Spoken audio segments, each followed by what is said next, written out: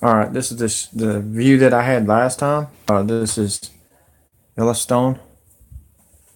That is the mountain right across there. Good morning. Well, is it morning? No, it's good evening. uh, wow. Do I have a heck of a?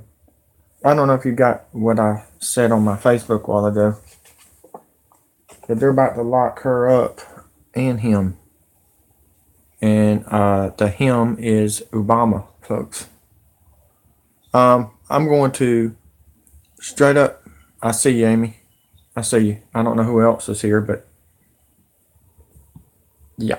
Um, all I got to say is good evening. You said good morning. I say good evening. How about that? This is a live shot of Yellowstone, as you can see. There is some news on the volcano.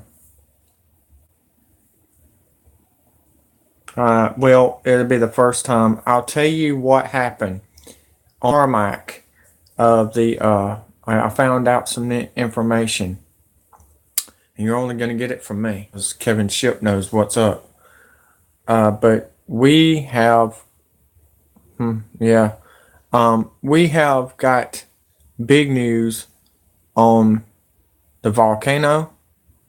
What happened on the tarmac with the Clintons, and what happened on at the airport the other night.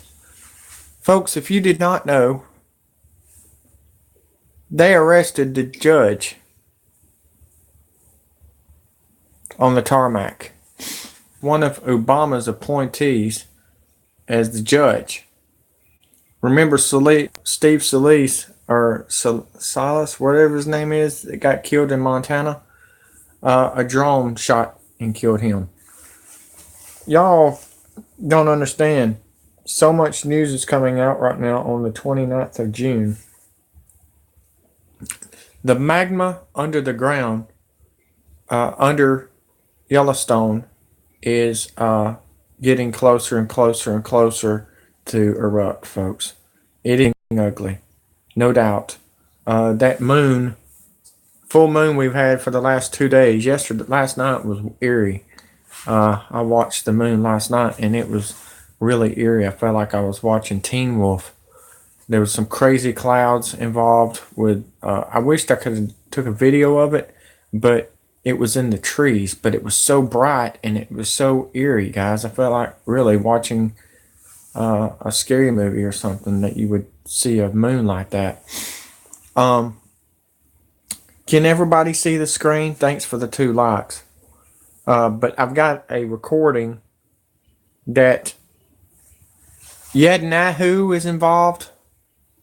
The Russians are involved. Yes, last night it was so bright and close. I know it was really close on the 28th to 2 nights ago too. I've got my days and nights mixed up because I've been staying up for this. This is my view I've been watching for the last 2 nights. I haven't even looked at a. I just haven't been watching TV. I've been watching this. I want to see it happen. Constance White. She's back on my Facebook. I don't know if y'all noticed. Holly hasn't. I don't know if she haven't found me yet or not, but tell her where I'm at, Amy. We need the team back. It's too bad that we lost Vicky. Vicky was one of the ones that got blocked. And if you know where she's at, let her know that she's been blocked too on both channels. We got to stop the. Well, hopefully we can find her, because she was big help too. We need all the help we can get from the storm yesterday. And I'm sure there'll be more news coming out. This is big, and this is hilarious. Did you see the thumbnail that I put on there? I mean, and this is not Donald Trump's doings, by the way. I don't know if you knew this. And another thing, they got to get, Kevin Shipp said they got to get Jeff Sessions out. Somebody's holding him a point, and something is up. Jeff Sessions is involved. He may be going down, folks. There's a lot of people that's going to go down on this, and they're going to, after this, all hell could break loose. This could turn into martial law. This may be another way of martial law coming in effect for the United States. Remember what the Simpsons said in the show. You have to go back and look at it. I'm not going to go into it. You just need to go look up FEMA camps and Simpsons. Okay? It shows the Clintons, Bill Clinton being arrested for something. Don't even see Hillary Clinton. I don't know if Hillary Clinton dies, have a heart attack after all this is happening, or what. And I do know one thing, George W. Bush Sr. is dying of AIDS. No surprise. Does not surprise me. Found this out. The Bushes had sex with their grandkids. There's so much out there right now that's not been told. And I guess I'm going to have to be the one to but here is the Hillary breaking news by Congress. He gets upset, y'all. He takes his glasses off, and on top of that, he is upset with Hillary Clinton and Obama. They cut him off right after they say something about Obama. But here you go. Enjoy. And please share, like, and subscribe. And hit that bell if you want more notifications, because the bells are working. We got to do this before Christmas, folks. We got to get this out. We got to let everybody know that Obama and Hillary's trying to come and get y'all's guns by Christmas. And gas prices going up. You're welcome. You're welcome. Yes, Nasty Bush family. You got that right. Enjoy. Support the gentleman from Florida's amendment, and I follow the ideology of this in the process. One of the things I would say to that is that as I listened to the gentleman from Tennessee address this subject matter and raise his voice pretty strongly about the allegations of Obama versus Russians versus Putin, I would make a couple of points on this. One is, it's pretty clear that the Obama administration sent their people over to Israel to work against Prime Minister Benjamin Netanyahu, pretty much openly. Significant dollars invested in that campaign over there. The President of the United States, with at least the moral support of the people that had worked for him in the country of Israel, seeking to shift the results of the election against the seated Prime Minister, Bibi Netanyahu. Then the gentleman, I won't yield. I have a lot of things I must say, but thank you. Then the gentleman did object to U.S. tax. Did you hear that? Somebody in the background told him to shut up or yield or stop or whatever. And he is hammering them hard, guys. This is the first time I've ever heard Congress do this. Dollars being used. I just came back not that long ago from the Balkans, where I sat in a place like Macedonia. And there I learned that the United States government, borrowing money from China and Saudi Arabia, had handed over somewhere at least $5 million in contracts transferred through USAID into George Soros organizations that were used to manipulate elections in the Balkans. And that's just particularly Macedonia, not including the neighboring countries that are there. And some of that money was used to translate Saul Alinsky's Rules for Radicals into Macedonians to distribute the book, and the rules for radicals and the actions of radicals were manifested within the election efforts in that part of the world. So I would say that the Obama administration is a long ways from clean on this as far as being involved in elections in other countries, not to mention little comments like the British, if you vote Brexit, you're going to have to go to the back of the queue.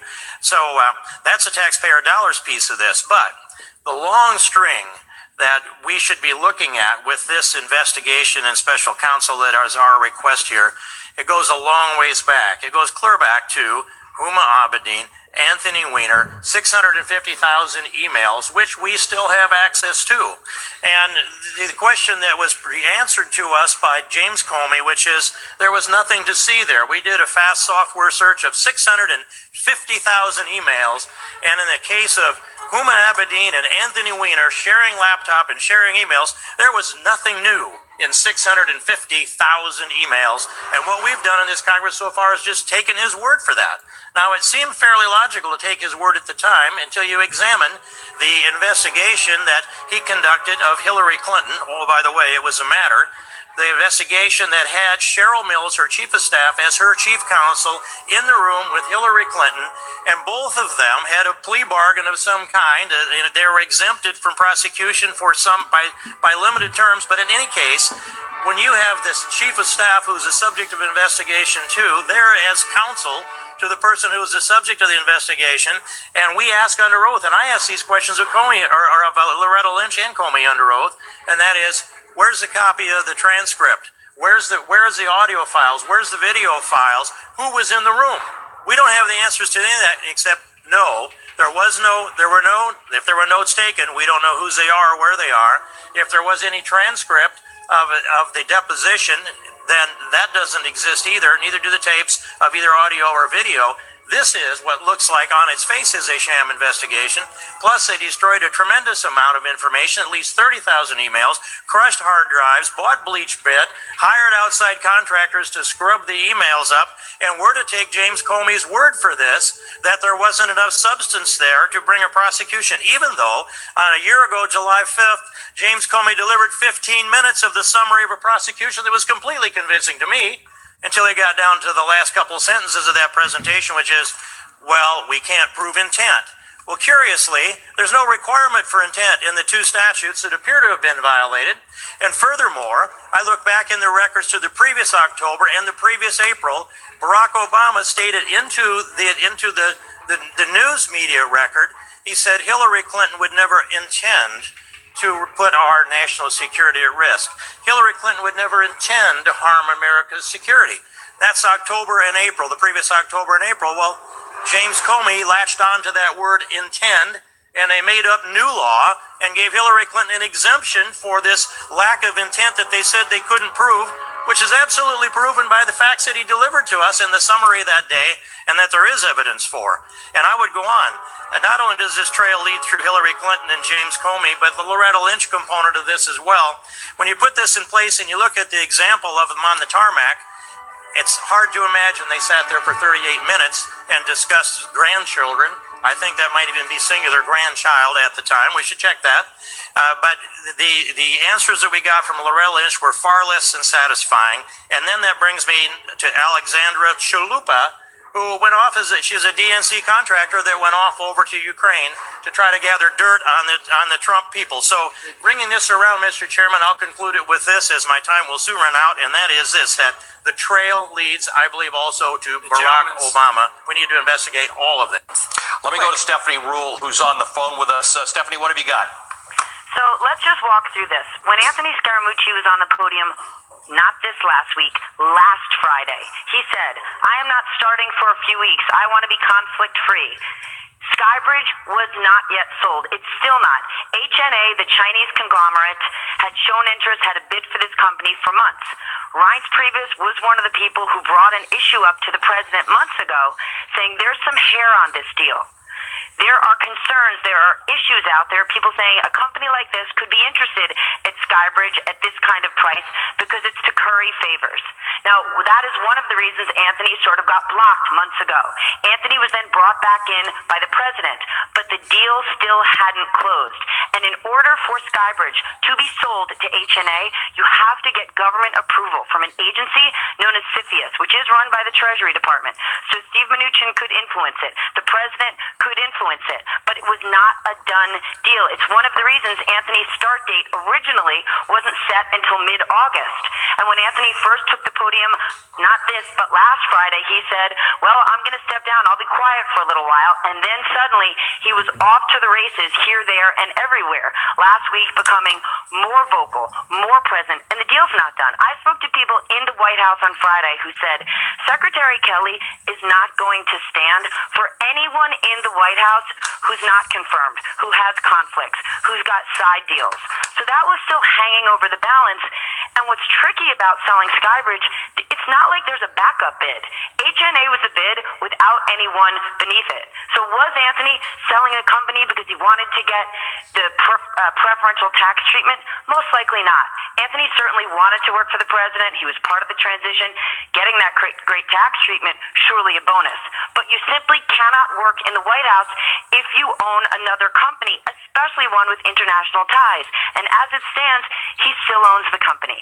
So when you take that compared to all the noise from last week, that's a tough sell for somebody like General Kelly. And when I spoke to somebody in the White House on Friday, they said it's just not something you're going to see Kelly stand for. So even if Anthony Scaramucci did the dirty work for a lot of globalists who are in the White House who didn't want Reince there, who maybe don't want Bannon there, he's not necessarily there forever. Yeah. And think about how it looks for Ivanka. Ivanka, who is very focused on her pristine brand, was one of the people she and President Trump 2 Thursdays ago met with Anthony for an hour and a half.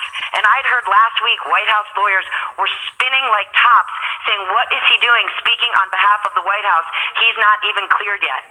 Now you've got a new general literally in town, and someone like Ivanka, is she really going to hang her hat and her newly renovated all-white office next to somebody who had a call like the one he did with a reporter last Thursday? The stars just don't seem to align for Anthony. All right, Stephanie, stand by. Hey there, I'm Chris Hayes from MSNBC. Thanks for watching MSNBC. That's MSNBC part, but I'm gonna be honest with you. This is what I found out. Okay, the three Stooges, or the three amigos, if you want to call them that, would be Waters. The three to watch out for is Waters. What's that other guy's name? I can't keep up with them all. They're all slime balls. Who's the other girl that they, you can help me out here. Loretta Lynch is one of them. You keep repeating yourself, Loretta Lynch, caught lying for Hillary Clinton is what I'm finding out. That's from Q. And if you don't know who Q is, then you haven't been doing your research. But that's what I'm finding out. There's so much going on. Loretta Lynch was on the tarmac at the airport with the Clintons. And then you had Obama calling her on the phone. I don't know if they were threatening her or what. But we think Loretta Lynch was threatened, folks. Is the reason she had to go out and squeal. Or, do what they're telling her what to do. What was that guy's name, the speaker? Paul Ryan. He's another clown. He hasn't been seen or have been heard since all this has been going on, if you've not noticed. He's like hidden in the back, and he's like a coward. Just like Waters. Waters talks a big fight because he wants you and everybody else to fight against each other. That's what the Congress has been doing. Not Congress, but that's what the government has been doing, guys. They want us, black and white and Hispanic, to fight against each other because they want to start martial law. Well, don't get me wrong. Everybody's been laptop issues and phone issues, buddy. I promise you, you're not the only one. It's sad. They're trying to stop our freedom. But it's okay. If you noticed how I did it, they're going to lock all kinds of primaries are going to be signed up for this deal for GOP. Okay, a bunch. From celebrities to senators to governors to former governors. Arnold is maybe even trying to throw his name in the hat, folks. He's the one that started this. He's the one that started all that crap in California. He needs to go somewhere else. Seriously. He better not show up. He better not show up at the White House. I'm sorry, but we do not need another Obama in the White House. We don't. And we don't need another celebrity in the White House. Be honest with you, I think we're going to 2020 with a robot.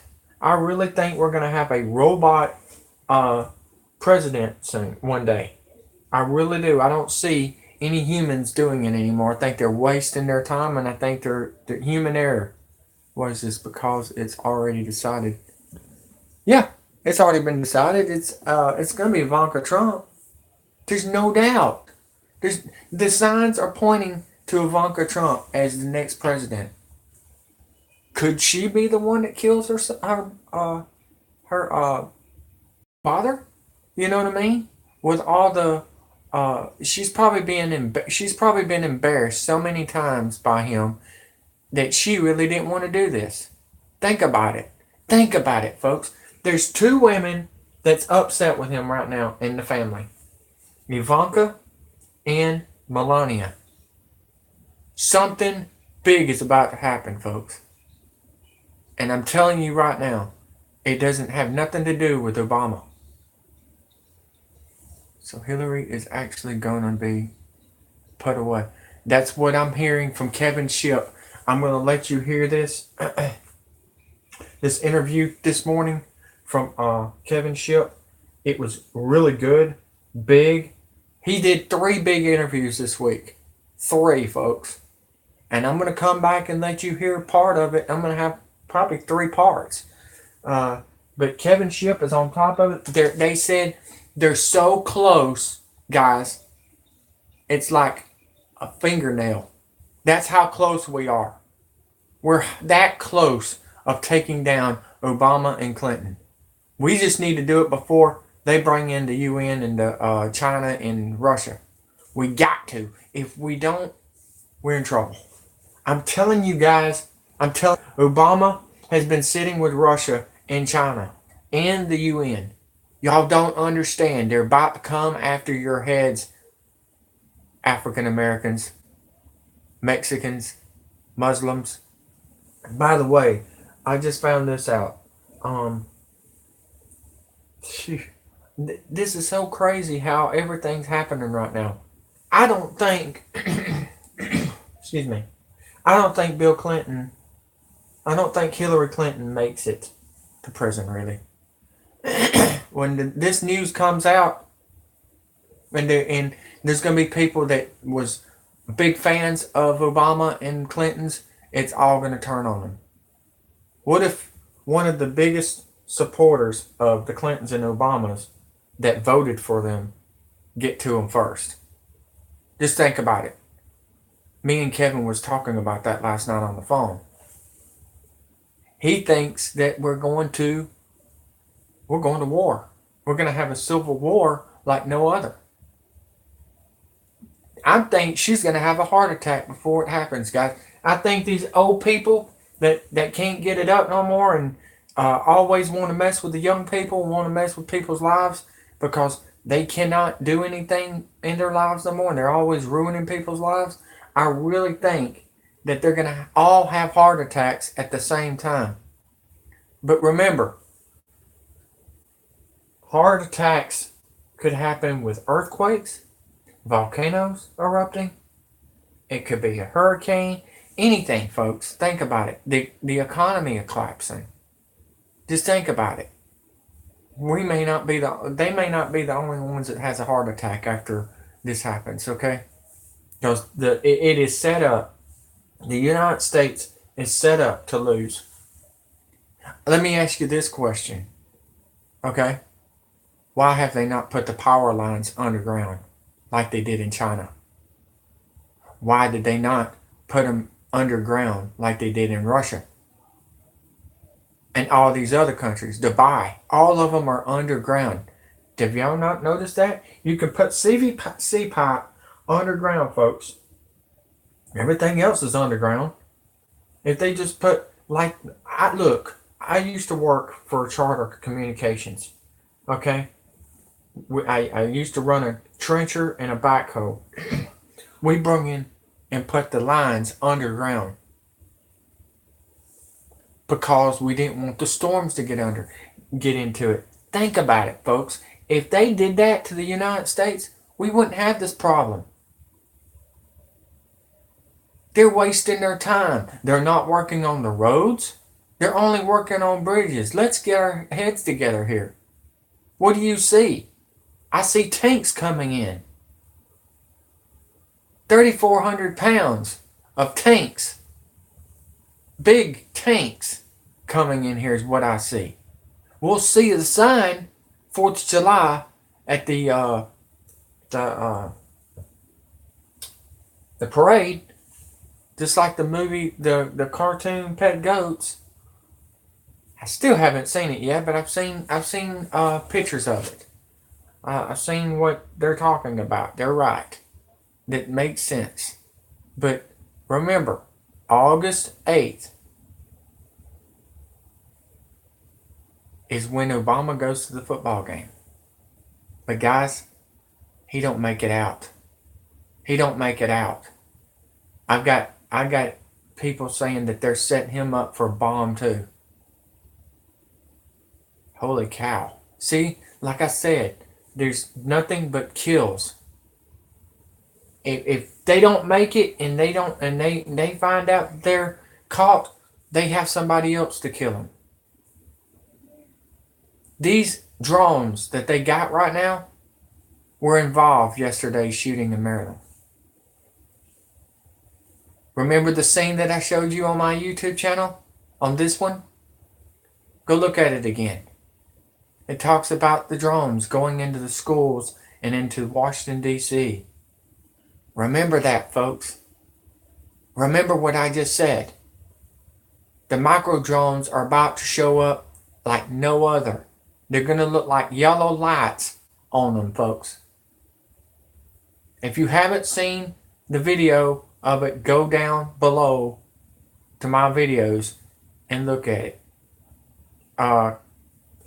Melody Clark, Miss Clark, put that thing in. She put a whole playlist of my videos on there. If you want to go look at them, it's right under my account.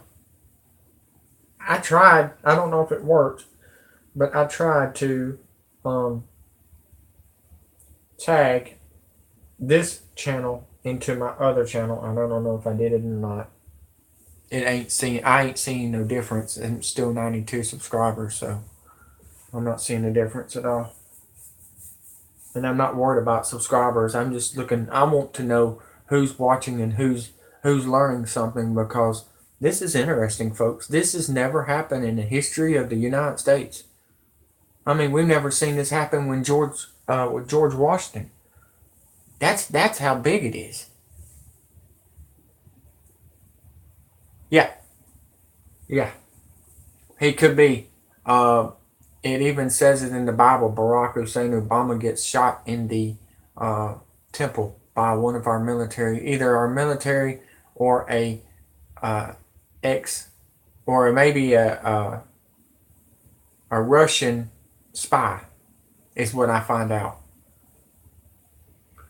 Yep, it's getting ugly. I will tell you that. Okay, and it could take down our America.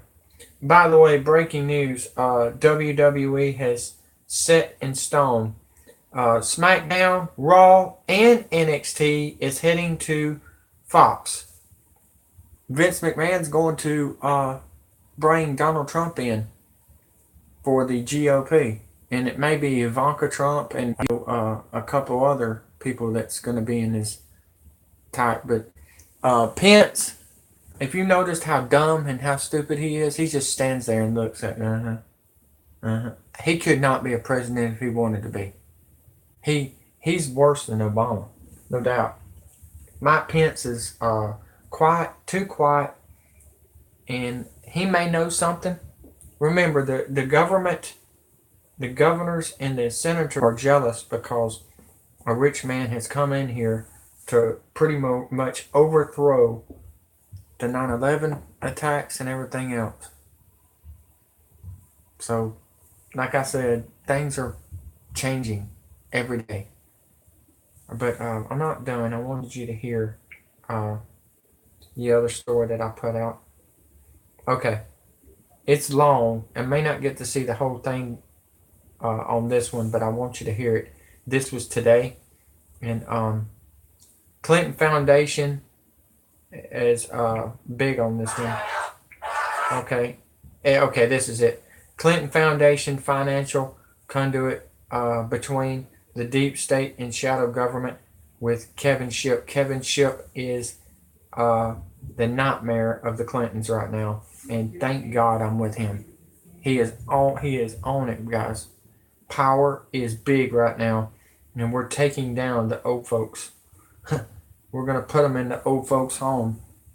And by the way, George Soros did all of this, folks.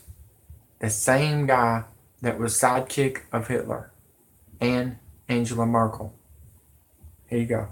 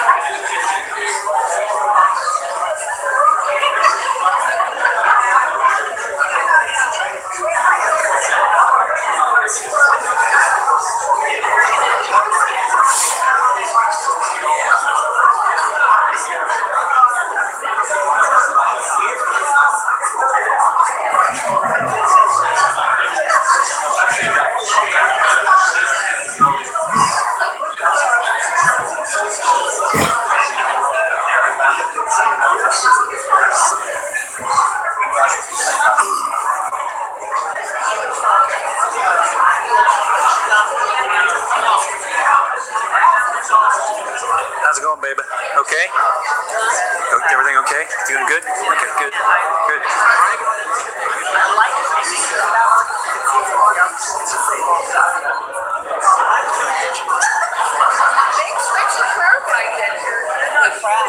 Yeah, and growing, I guess. Huh? No public grooming. All right, I'll be standing over here. I guess he's going to get going soon. He's at a meeting live. Listen to this. That's people talking.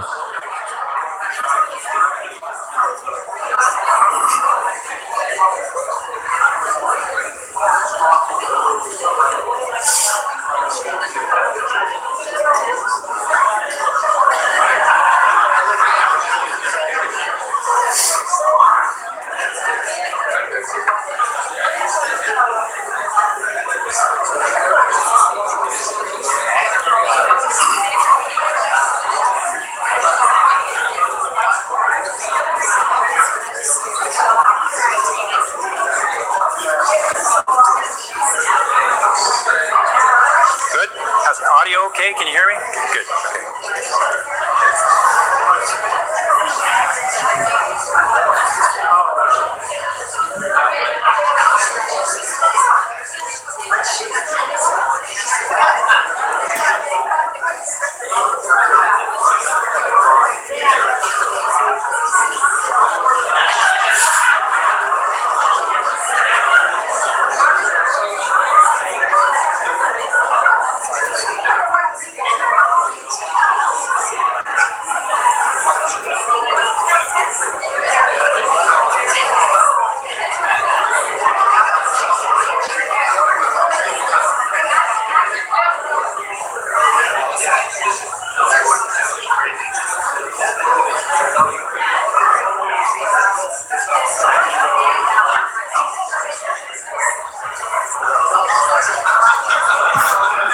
Just wait, sweetie.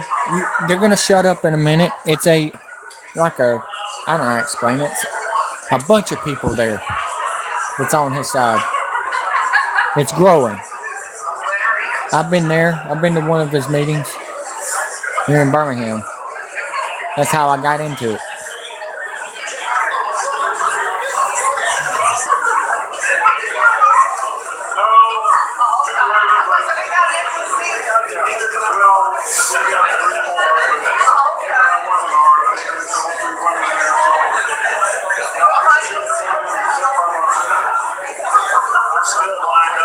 Are they really? Yeah. All right. So when did you go to an event? I mean, obviously you follow Kevin around. Not really. No. Yeah. So I mean, what gives you the impetus to be at an event? This guy.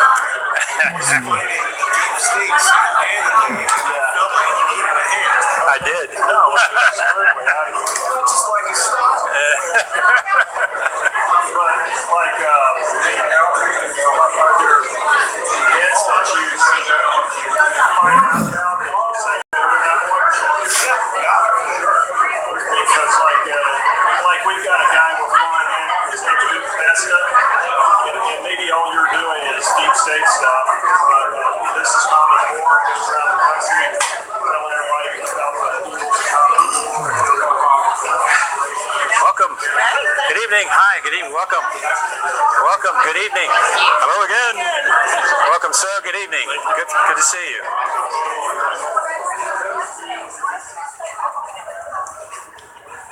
Just want to thank you all for what you're doing. I'm Kevin Shipp, and Nice to thank you, meet you. thank you guys. Nice to meet you. Yeah, thank you guys. Appreciate it. Yeah, good. Hi, Kevin Shipp. Mike Vance. Mike, you a sheriff or? County sheriff. Yeah, good to meet you. Welcome. Good. America's finest is here. Yeah. All right.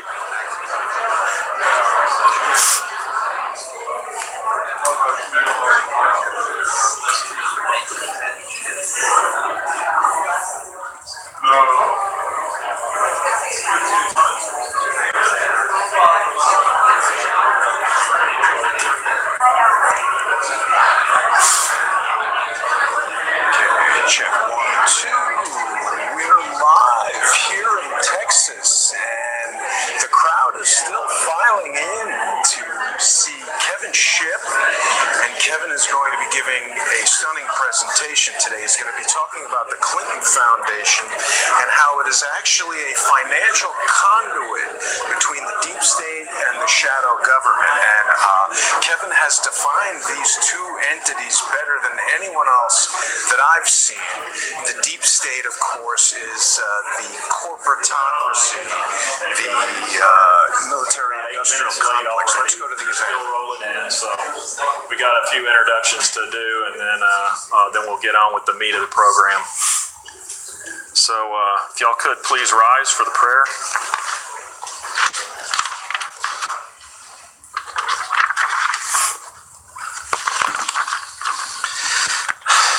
Loving God, we thank and praise you for the power of your presence deep within our hearts and the vitality of your presence here in our midst. We thank you, O Lord, for this opportunity to come together and celebrate our common call to the healing mission of Jesus in this great country. We thank you, O Lord, for the opportunity to live as free people and pursue any and all activities that glorify you. Bless the many and diverse efforts of our patriot brothers and sisters that are contributing to the restoration of a better world. Dear Lord, confirm and strengthen our conviction. Be our hope that sustains us in these changing and challenging times.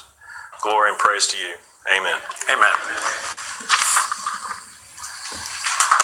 Pledge allegiance to the flag of the United States of America and to the republic for which it stands, one nation, under God, indivisible, with liberty and justice for all. Honor the Texas flag. I pledge allegiance to thee, Texas, one state, under God, and one and indivisible. Please be seated.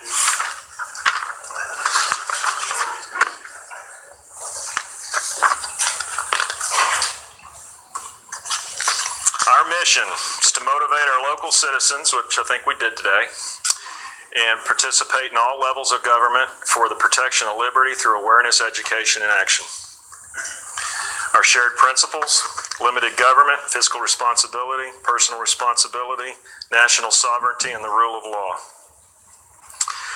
I won't make you stand up so I can embarrass you. Just raise your hand if this is the first time you've been here. All right.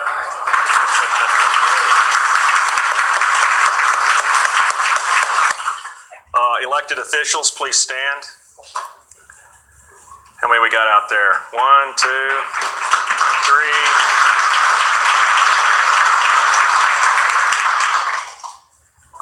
3. And anyone thinking of running for office? Here's your opportunity. You got about 100 people to say hey to. Okay. Hey, there he is.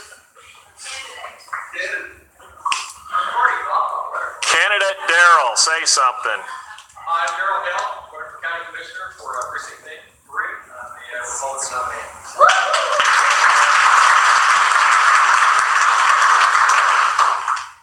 My name is Scott Gregg. I currently serve as the Financial Operations Manager for the Collin County Tax Office, and I will be running for the tax assessor.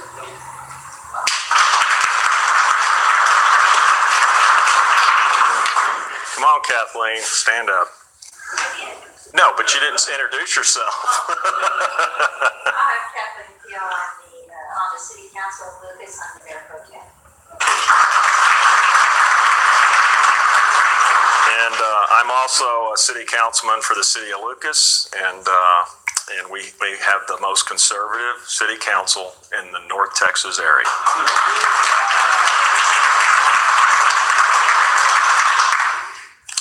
Okay, we're going to get right to the meat because he's got about 25 pounds worth of goodies to put in a 5-pound bag. So this was kind of an odyssey, this particular guest. I found him about a year ago. I'd known about him, but I didn't realize I knew about him. I heard about the CIA, wrote the book From the Shadows. And then about a year ago, I saw a video of him and Greg Hunter, and they was doing an interview, and he was talking about this stuff. And I went and investigated, and I looked this guy up, and I go, holy mackerel, this guy's got credentials. And this guy's the real deal. This is the guy that gets the info out. See, if 5 years ago I was to say what I already knew, you ought to have thought I was certifiable and I had a little tin hat and I was, speaking from a radio in my mother's basement or something. So when I found this guy, I said, we got to get him here. I mean, we've got to hear this, and we need our elected officials here.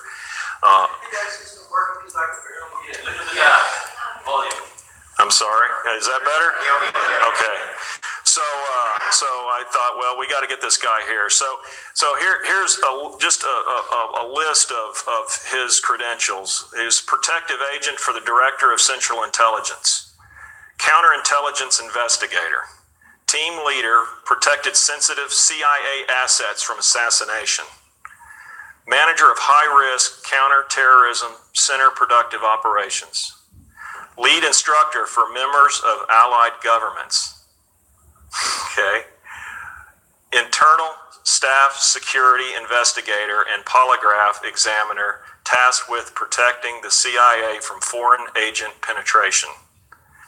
Recipient of 2 CIA Meritorious Unit citations, 3 Exceptional Performance Awards, Medallion for Overseas Covert Operations, supervised the Department of State Anti-Terrorism Assistance Program, managed the protective details assigned to the President of Afghanistan following the U.S. invasion. Okay, and then he got out and wrote a book. Without too much else, Kevin Shipp.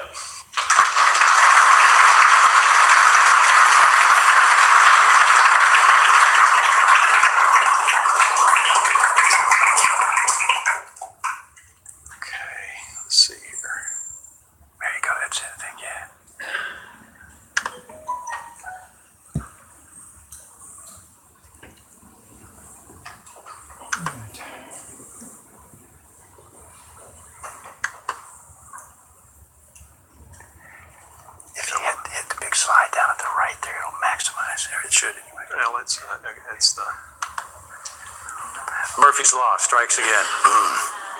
You're used to that. There we go. Yeah. Great, awesome. Thank you, Steve. Can you hear me? Am I coming through okay on both systems? Everybody hear me okay out there? No?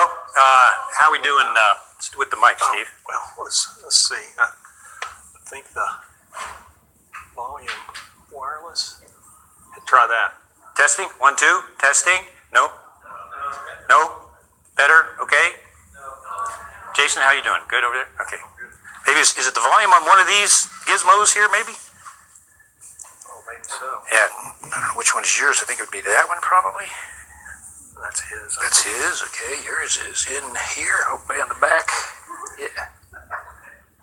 Testing. 1, 2. Testing. Testing. Is that better?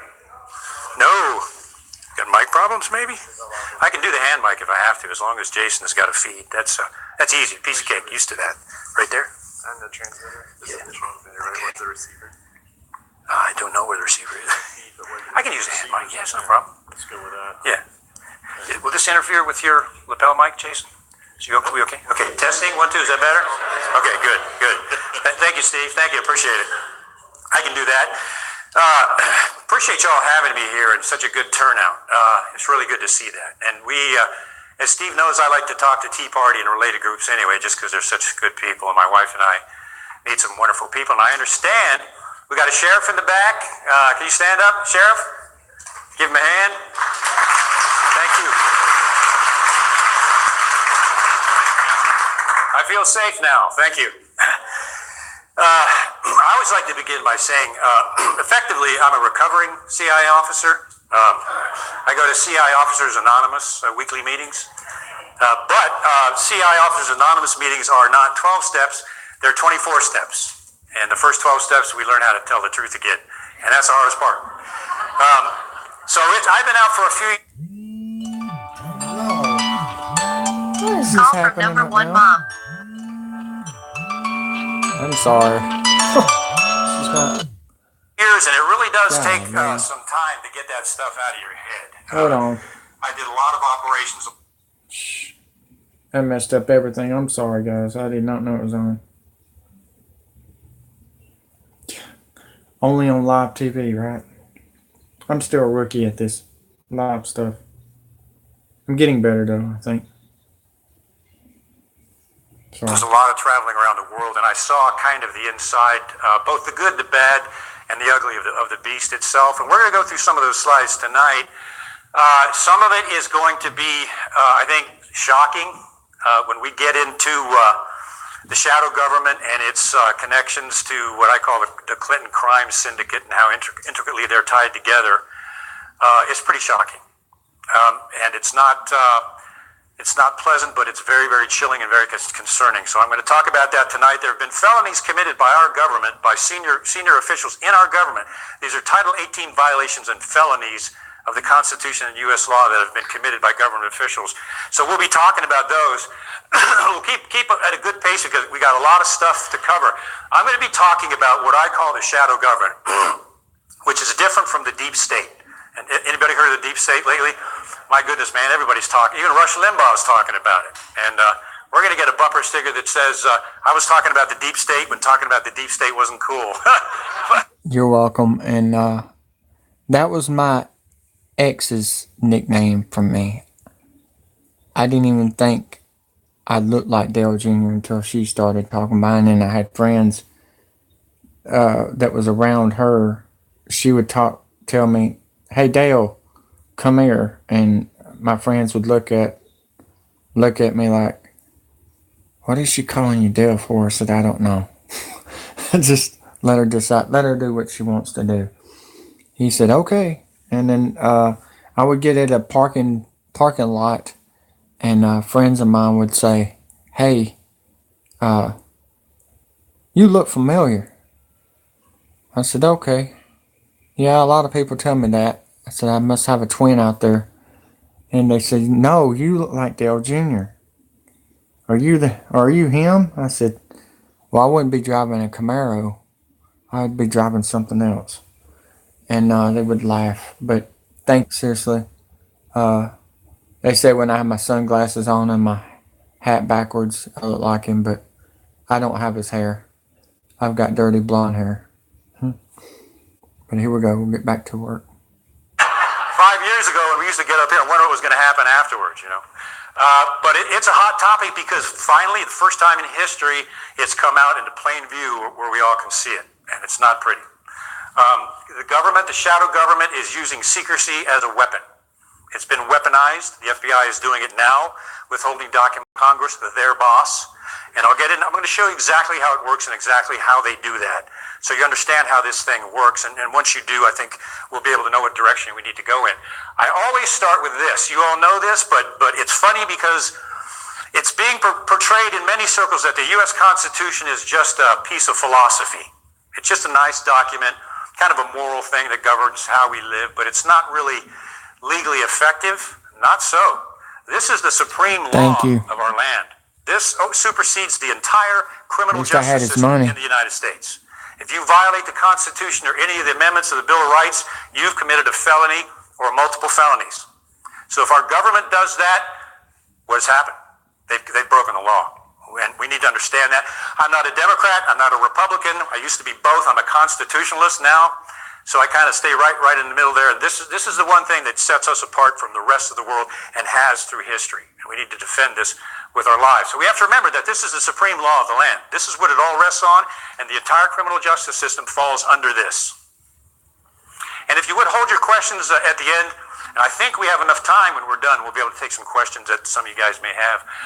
I approach this a little differently. Most people refer to this as the deep state. You're hearing that all over the place. Since I come from the belly of the beast and having seen how this thing works from the inside personally, the shadow government and the deep state, based on my experience, are not one and the same thing. They're two different entities that are combined together in a real complex matrix system, and I'll show you. So we've got the shadow government connected to the deep state. The shadow government's power, sadly, is in its secrecy.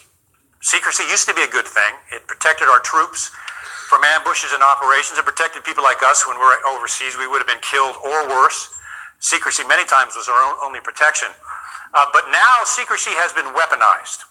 We're seeing the FBI is refusing to provide documents on the so-called Russia collusion case to Congress, their boss, claiming that it's classified and it's secret. And I'll show you how they do that. The currency of the shadow government is the abuse of the power of secrecy. The currency of the deep state, I'll show you these in detail, is money, power, and greed. Bombs, missiles, bullets, and I think the average CEO in the military-industrial complex makes $27.1 million a year. So these are big bucks. And that's where the money flows. So they're different, but they're connected together. Now, what I want to talk about, I won't subject you to this, I have a whole 3-hour lecture on the shadow government. It's out there on the internet. If you've got an evening to spare and a bunch of popcorn and maybe some Vibrant or something, you can watch that. I get into some pretty good detail. So I'm going to just kind of hit the high points tonight as we work our way into the real problem that we've got going on in Washington. The shadow government is made up of all of the agencies of the federal government that operate using or through the power of secrecy. All right? I'm going to show you the size of this monolith, and then I'm going to show you the agencies that have been weaponized. They've been weaponized since the 1940s. But most importantly, in the last 8 plus years, they have really been gotten out of control. So you got the Department of Homeland Security, the National Counterterrorism Center. I don't know if this thing has a laser pointer, it doesn't matter. National Counterterrorism Center, part of the shadow government. Department of Defense, massive systems, part of the shadow government. The National Reconnaissance Office, the satellites overhead that do amazing things that I can't talk about. That's at the NRO. That is a hugely secret program. They didn't even admit its existence, I think, until the mid-90s, and now they finally have. You got the National Geospatial Intelligence Agency. Anybody heard of that? A couple of you? The NGA worked with Google to create Google Maps. So Google Maps was created in conjunction with the shadow government. So you think that the government can't look down and read a license plate at your farm? Yeah, they can, The days of privacy are pretty much over, but the NGA was instrumental in that. The JSOC, Joint Special Operations Command, this is the president's own private army. It's a secret army that nobody knows anything about. The president can dispatch this army at will anytime to any country for missions that are highly classified, usually against a terrorist target to make sure that target goes away. So I'm not so sure that's such a bad thing. And I'm sure there's some pretty colorful folks on that detail. But that is part of the shadow government, the secret government. Now, the ones that I have in white are the ones that have been weaponized. Now, not just recently against the Trump administration, excuse me, the NSA domestic surveillance program doesn't go back to 9/11, it goes back to before 9/11. NSA was collecting our data before 9/11 happened. Most people don't know that. Now, it was amplified 100-fold after 9/11, but it's been around for quite a while, and despite reform, I'll show you later, it's still in full force. They're still collecting our cell phones, text, data, PC, internet use, the whole shebang. They can turn your cell phone on, turn the camera and the mic on when your power is off on your cell phone, and they do. Our cell phone is a very sophisticated, convenient bug. Doesn't even have to be on. So they weaponize the NSA. Now, the NSA is so tied into Silicon Valley, they're basically one and the same. The NSA and the CIA helped fund the creation of Google intimately. I think it was a $5 million contract. They also assisted in the funding and the creation of Facebook, and a lot of the other Silicon Valley companies are tied directly into NSA. NSA uses them. They use the NSA. Now, the concern about that is whenever the CIA, the NSA, or the secret parts of the FBI enter into a contract with any company, that CEO, all the way down to the secretaries, have to sign a secrecy oath with the shadow government, the CIA, what have you. Amazon has done that. Google has done that. Once the CEOs do that, they are bound by law. They can't say a thing about that program ever again, even if they see something illegal, and I've seen that happen, and they'll take that person apart. They are bound by life by that secrecy oath, and if they see something unconstitutional and they say something about it, they can face severe administrative penalties and even criminal penalties and go to jail.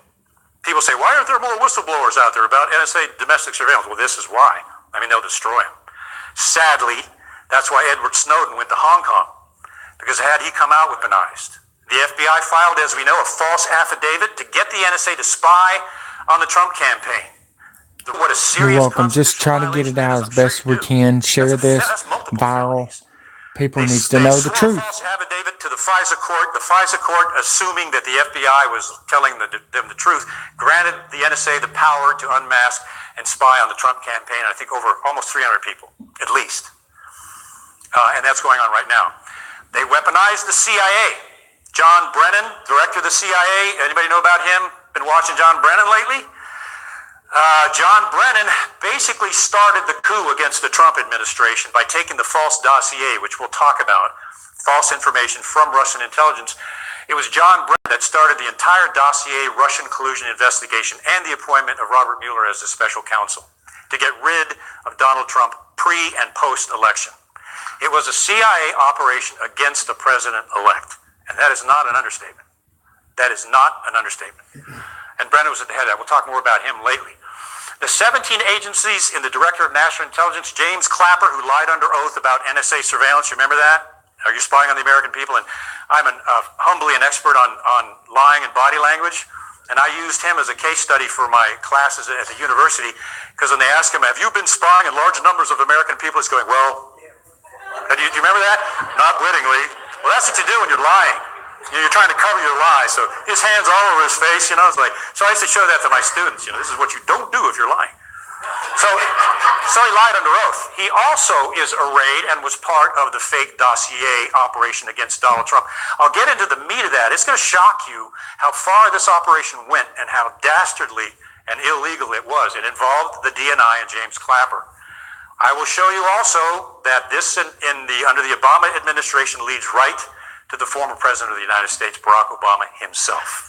You don't hear many people say that, but I'm going to prove to you tonight, as some of you may already. I tried to tell you, Obama told John Brennan to do that, but you're not going to believe this. I hope y'all are sitting down when I tell you this. Barack Hussein Obama elected Donald Trump. Like I said, reverse psychology to divide this country more. Remember that, folks. He was paid off to George Soros to vote for Donald Trump.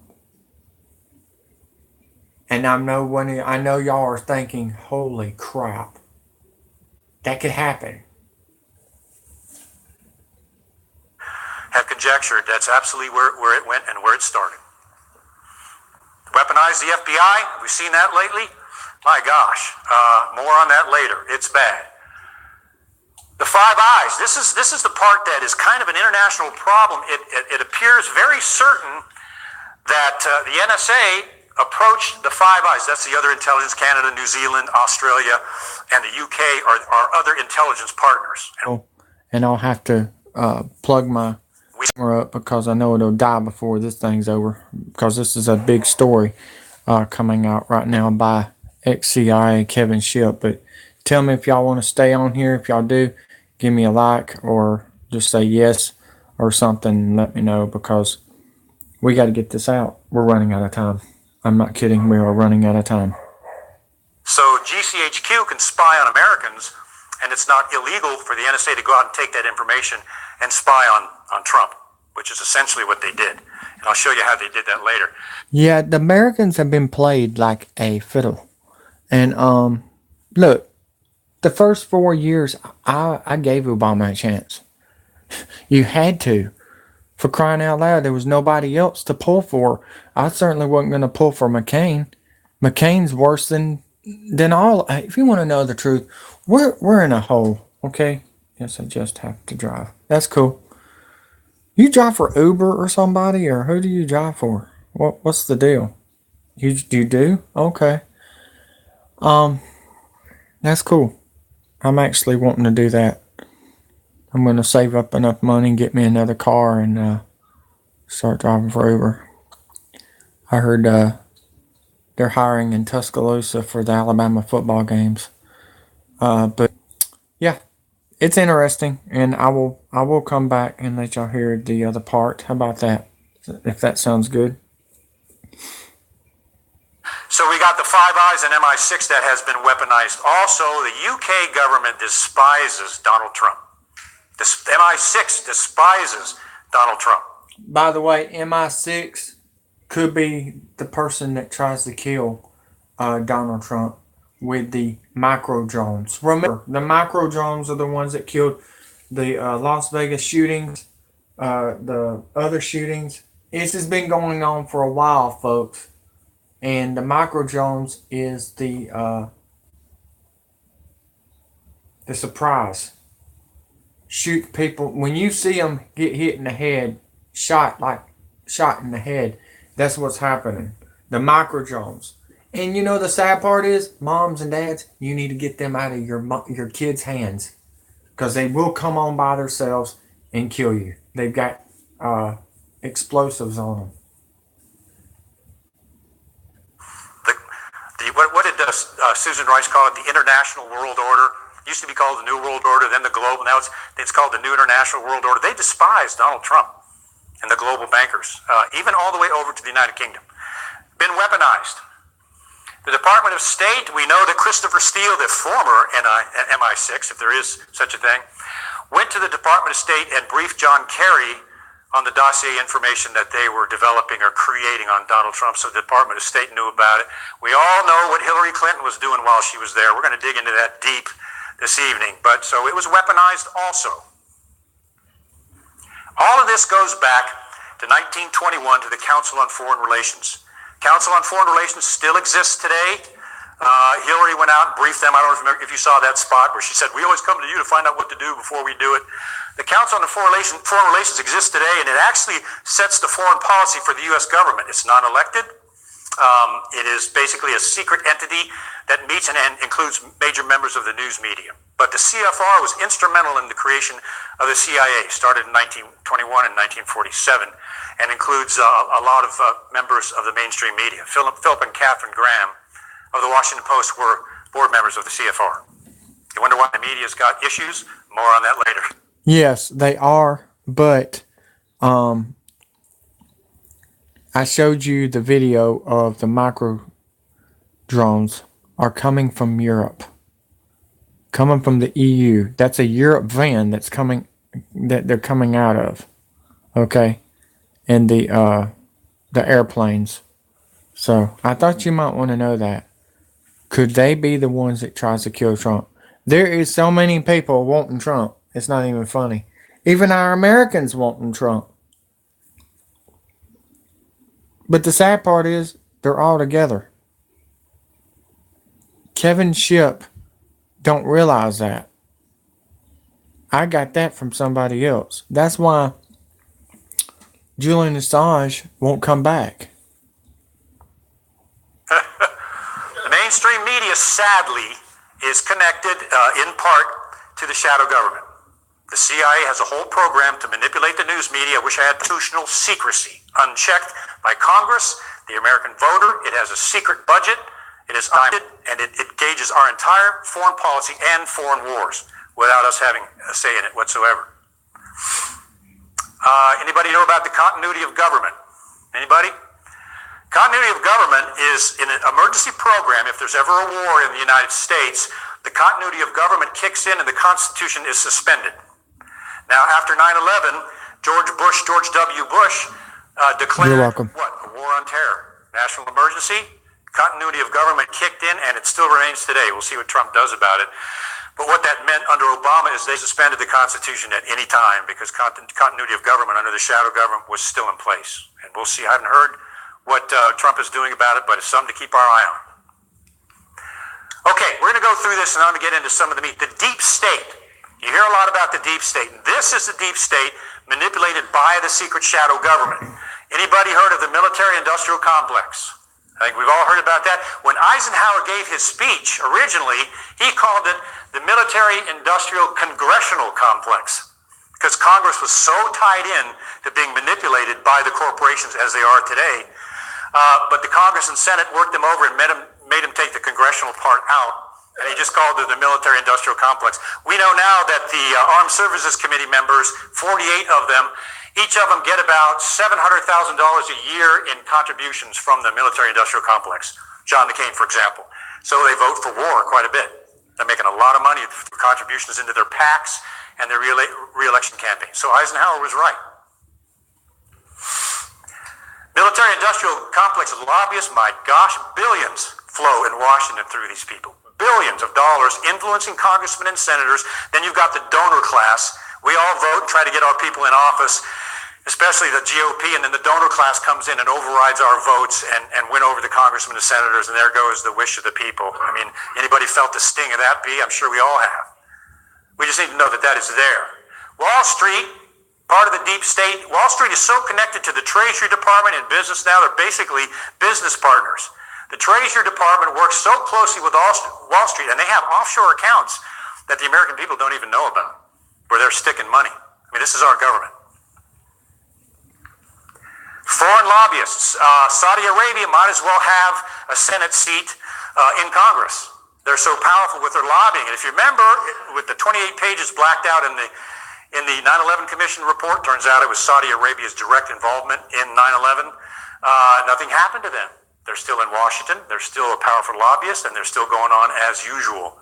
Billions and billions of dollars. If you see, I put the system behind government. The S is a dollar sign. This is money, it's power, and it's greed. That's what drives the deep state.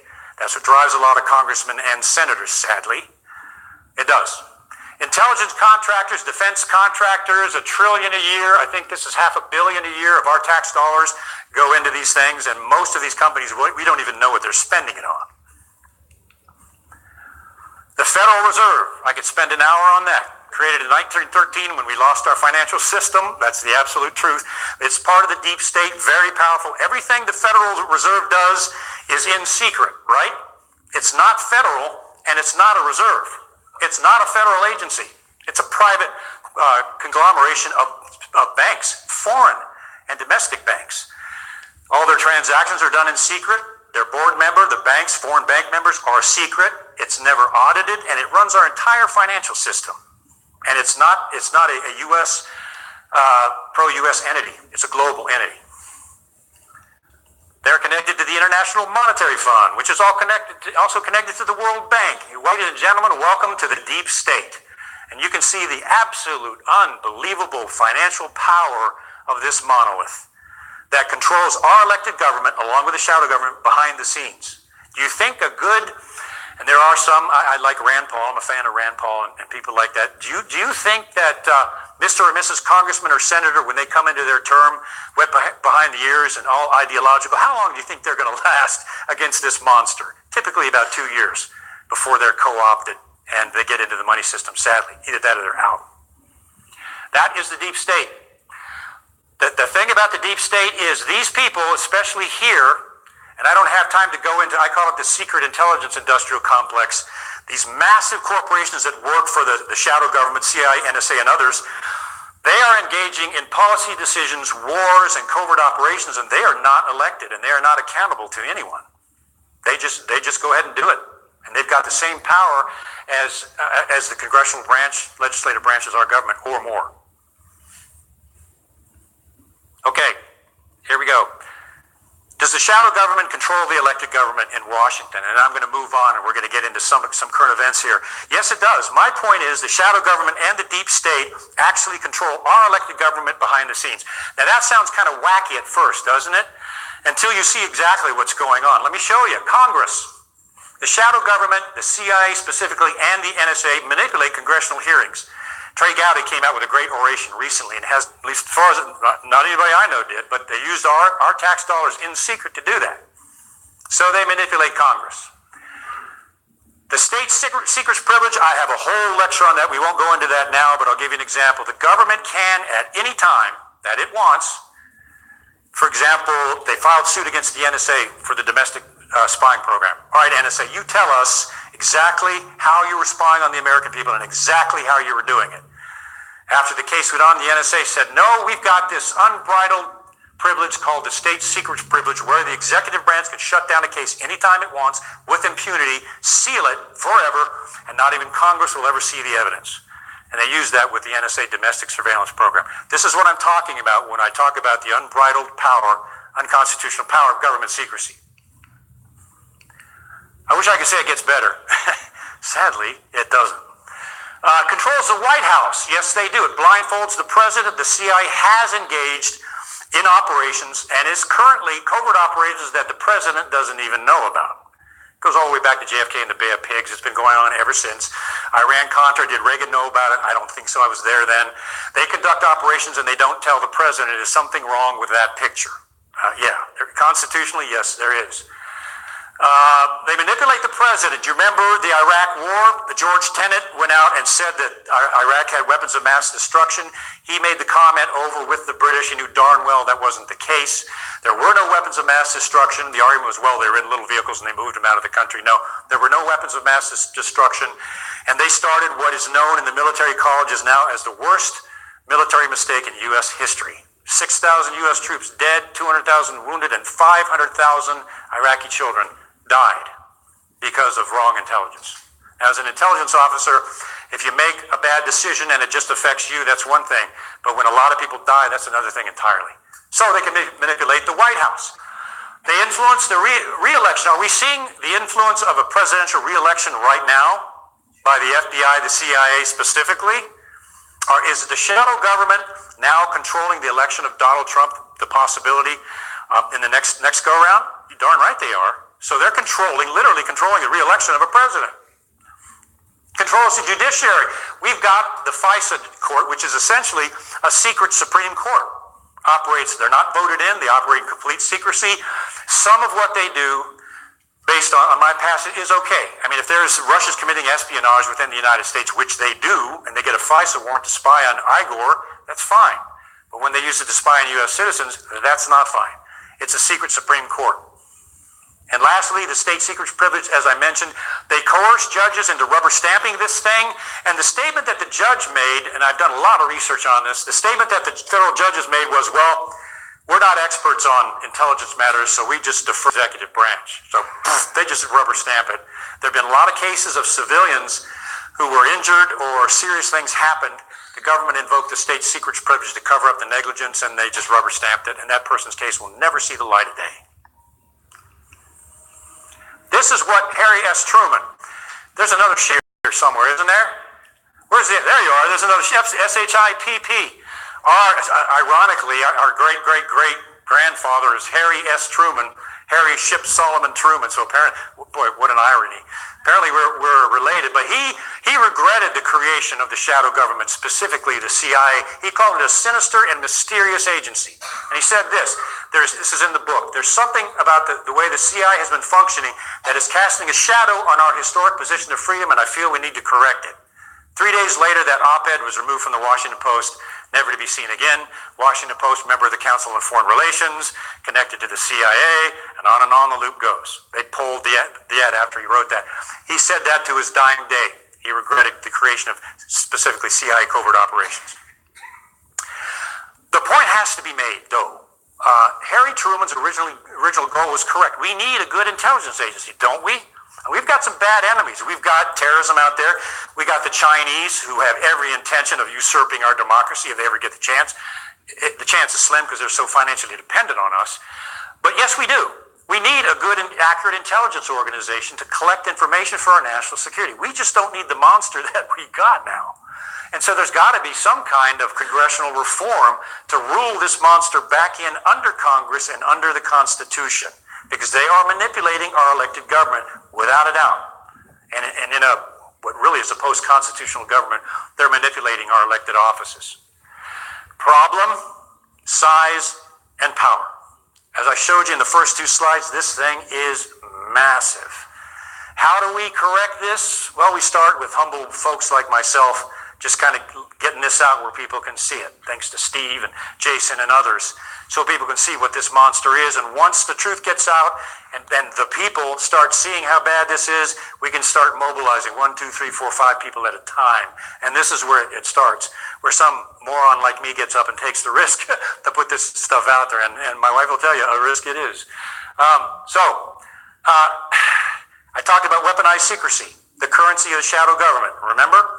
Sadly, they are using secrecy completely to circumvent the U.S. Constitution. I want to show you. It's sad, it's almost funny how they do it. But they are using secrecy to cover up on unconstitutional activity, violations of international law. When Hillary ran guns into Benghazi without anybody knowing it, it was a violation of U.S. and international law. She did it anyway. Give you an example. Bill Clinton and Loretta Lynch, Attorney General, have a surprise meeting on the tarmac, right? Sky Harbor Airport. Surprise meeting. It was a coincidence. No, it was not. Loretta Lynch amended her flight plan. She was supposed to fly in the next day. At the last minute, they changed their flight plan so she could fly in and meet Bill Clinton on the tarmac. Okay, so they talked about grandchildren and golf, they said, right?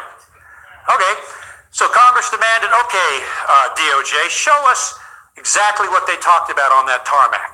And the FBI was like, we don't have to do that, we're the FBI. Congress said, oh, yes, you do, we're your boss. So they said they finally did, and that's what they gave them. Something's wrong with their grandchildren, man, and it ain't good. So they ordered them again, and they got this. Golf and grandchildren? I don't think so. The Clinton crime syndicate in operation? Maybe. Here's another one. Golf and grandchildren. Remember the weaponized use of secrecy? The shadow government? This is what I'm talking about right here. And that was never unredacted. To this day, it has not, the FBI will not let this information be unredacted and the blackouts taken out. Something wrong with that? That is an unchecked power. It's an unconstitutional power. This is the appointment of Special Counsel Robert Mueller. This is his appointment letter. It goes into all the FBI's, and then it says Special Counsel's purview, and what it's supposed to be doing is right here. That's what he's tasked to do, all in black. And that's what they released. This is what we, the people, you and I, get to see. Nothing. It doesn't say specifically what the special counsel is supposed to be investigating, because the FBI blacked it out. Now, we know that special counsel guidelines in the Department of Justice mandate that a special counsel has to have a specific crime, say Russia collusion, and the investigation has got to stay only along the lines of that alleged crime, right? Is Robert Mueller doing that? No, he's way off the rails. Way off the rails. He's violating his own regulations, DOJ regs. But this is, I'm sure you're amazed at what his tasks are, because here it is. No one knows. You see, this is how they do it. So if you want to conceal it, if you're the shadow government, CIA, NSA, FBI, and you want to conceal something from Congress, and it's a game. I think we talked about that with somebody. Why don't these congressional committees nothing ever happens? No one ever gets indicted. No one ever gets prosecuted. They just go off to their six-figure jobs. Well, there's plenty of examples. The torture report. Congress demands that the CIA turn over all of their procedures in the torture report. Okay? If there's anything to hide, no problem. Just turn it over. The CIA refused, as they always do. Geez, I think it went on for a year. Finally, Congress demanded it, and that's what they got. Can you read anything in that document? No. And that stands today. No one can reverse it. Now, President Trump, if he wanted to take the risk with some of these things, could demand that they be redacted. He could. But in Washington, things don't work that easily. He's got his hands full. No doubt about that. NSA surveillance. Congress, we demand you, NSA, after Clapper had his hands all over his face, we demand that you show us what you've been, how you've been spying on American citizens. NSA said, state secret privilege. We don't have to show you that. We're the NSA. Intelligence Committee said, yes, you do. We're your bosses. So finally they said, whoa, okay. And they provided him this. Can you read anything in that document? No. Once again. How about this one? Fast and Furious. Eric Holder held in contempt of court because he wouldn't turn over documents on behalf of the DOJ. Same thing. Went on for a year. Holder refused to do it. Finally, he said, okay, we'll cooperate. And this is what they gave him. Remember, Fast and the Furious. Paul Walker was going to come out with that, but they murdered him. That's Connor. And the other one is Shaquille O'Neal. Are we seeing a pattern here? I mean, this is arrogance gone to seed. It really is. What about this? The People's Report, the 9/11 report, 28 pages, blacked out. Anybody remember that? And they wouldn't release what was in there? Turns out we know now it was connection of Saudi Arabia to 9/11. And no one's touching Saudi Arabia. But they finally released it, and those were the 28 pages. Okay? Can we see who is controlling Congress now with impunity and withholding information? That's just the tip of the iceberg. Your humble correspondent, myself, saw this personally. We talked about this earlier, Jason and myself, on a broadcast earlier today. I came across a cover-up with inside the CIA that was pretty bad. And it started with some of this I was able to get in the book. Some of it they blacked out. The ability of agents to get into a computer system overseas and identify our covert personnel, which would lead to their assassination. It went on to a poisoning of a family. I developed evidence of that cover-up. I provided it to the CIA as a good soldier. And the CIA had a secret meeting with the judge. The judge told our attorneys, this information is solid. Mr. Shipp's case has got to go forward. They had a secret meeting with the judge, and they put me under a gag order. Dedicated, decorated CIA officer. Put me under gag order. You will not talk about this particular operation to anyone. And you're under a gag order. So I said, okay, what am I gagged by? Well, we can't tell you. It's too sensitive. So they told me that for 2 years. I didn't know what I was gagged by. I just walked around gagged, not knowing what I was gagged by. We finally got it out of them. Does this look familiar? There it is. The gag order covering up an operation really involved the near death of a young family. Nothing classified at all. Thanks for the likes. They used an MO that's been in place, can be abused by any official that gets in that program. They can do this with impunity, and no one can stop them. Now, in a constitutional government elected by the people, is this sort of thing correct? No, absolutely not. They're doing this with impunity. This is the settlement agreement. The judge, my evidence was so strong, the judge ordered them to go to settlement. We settled for pittance, really, of what it should have been. Essentially, my wife was almost terminally ill, so was my son, from a poisoning. And the evidence was so strong, the judge ordered them to a mediated settlement. You will settle. You will settle. Now, everybody signed the document, including the CIA, and then they did this. They said, no, we're not going to abide by that. We said, it's a legal document. They said, you accept a lower settlement, or we're going to invoke the state secrets privilege if you don't, and we're going to seal your case forever, and no one's ever going to see those doctors' diagnosis or anything. And that's exactly what they did. Not even our congressman can get in and see the environmental reports and the doctor's diagnosis. So I have seen this personally, and this is kind of where my mission started, was right here when I began to see how this beast operated. They sealed all the evidence from Congress. They blocked my retirement funds, which is a felony. I had to remind them of that. Pardon me, but this is a felony. You can't do this. But they did. They raised the interest rates on my credit union loans to make them unaffordable. Yeah, this is what they do. That's why you don't see many whistleblowers out there. I don't like that term anyway, but you don't see many whistleblowers because they have a system that does this. I IGs, Department of Justice IG, the IG report just came out. You know about that. We'll talk a little bit about that. IGs, I told my wife when the IG report started, don't expect anything big from the DOJ IG because these people are DOJ careerists. They work within the DOJ. In the case of the CIA IG, who I sent my case to and all the evidence, they were agency employees. They blocked it. They destroyed documents from the cable system. And I had a former IG official, I was a program manager, we had an offsite, sat down and said, I was with the IG and they destroyed your documents, covered up your cases. They were so terrified what they were doing was going to get out in public. So these are agency careerists. You think they're going to really, same with the DOJ, issue a report that's going to hammer the FBI or Hillary Clinton for felonies? No, and that didn't happen. No surprise. So I've seen this stuff personally. This is from the company. By the way, this is for you, Amy Cole. I know you're a big Pittsburgh Steeler fan and a Pittsburgh Penguin fan. And yeah, you got two Pittsburgh heroes fighting in this one. Kurt Angle and Sidney Crosby. That was fun to enjoy. And hope you're enjoying the CIA, ex-CIA bringing down the government, pedophile government. Shadows, chapter 25, which I got more stuff out in that book than I frankly thought I would. A lot. It was quite surprising. But what they blacked out was this. These are doctors' diagnoses. This is the environmental report I had done that said there were poisons in the house. This was a break-in that happened to our house. None of this is classified at all. None of it is a source or a method. None of it has anything to do with intelligence whatsoever. It is illegal for any intelligence agency to black out information simply because it's embarrassing. That's a Ronald Reagan executive order. But they did it with impunity. Now, I'm out speaking now, revealing the shadow government. So that's, you reap what you sow, I guess. But that's what they do. And that's what we are witnessing weaponized intelligence. I'll get into some detail here that some of you are probably going to relate to regarding the shadow government. The entire intelligence system has been and is now arrayed against the presidency of Donald Trump. For his removal, they've already done a character assassination. That's complete.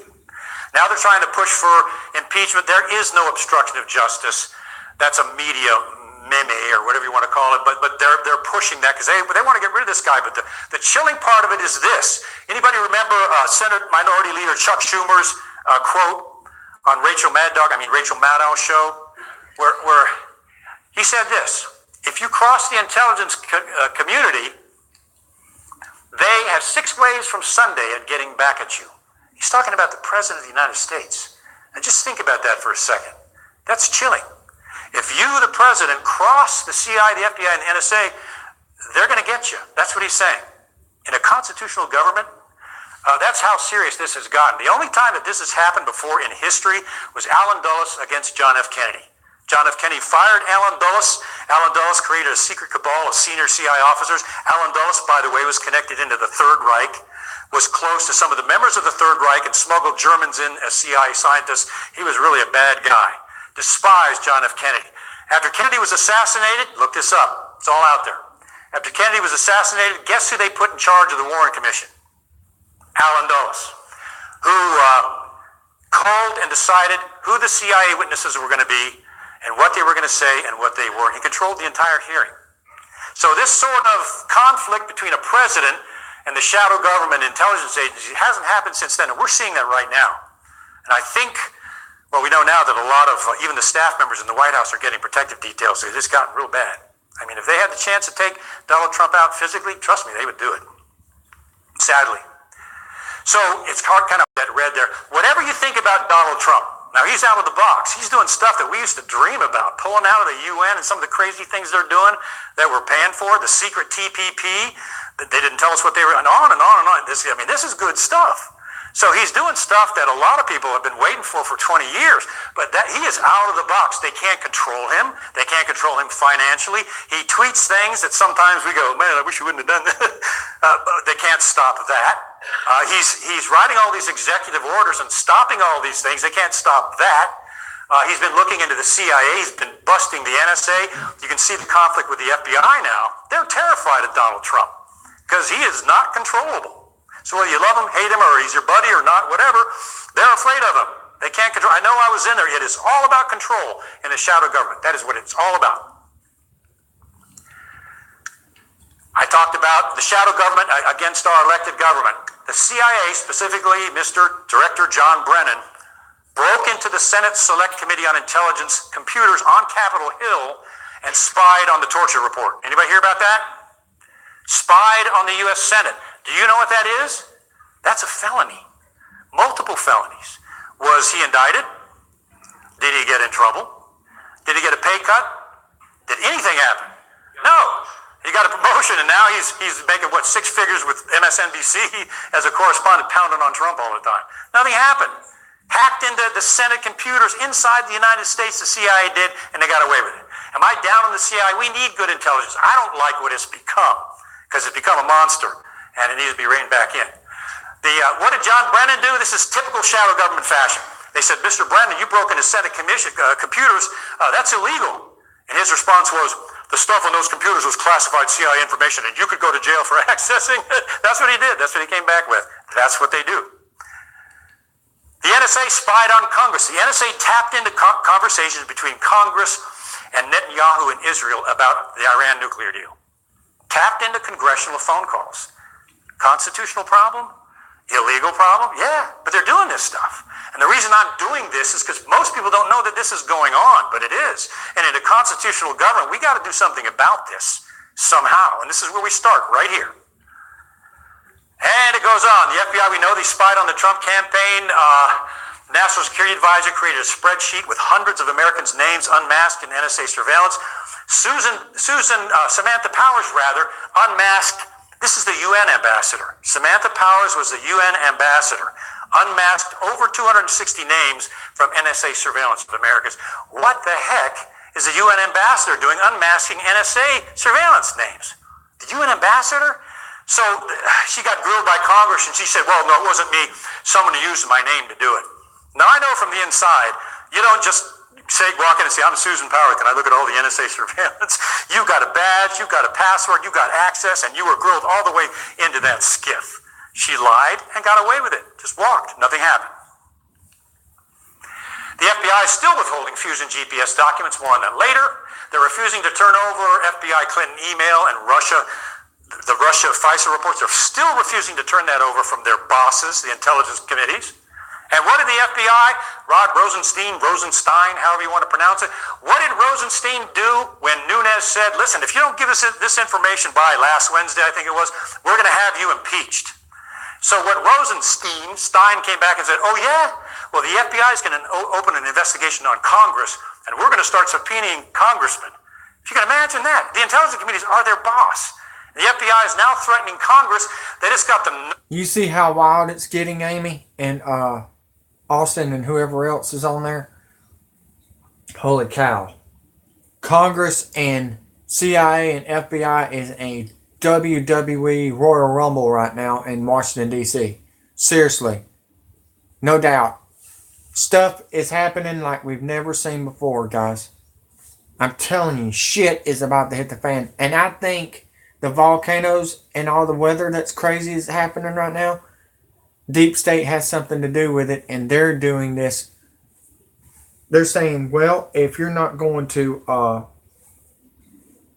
if you're going to control us, then we're going to control the weather, and we're going to ruin America this way. And that's what they're doing, guys. That's what they're doing. The earthquake's about to happen, guys. Volcano's about to happen here in the United States.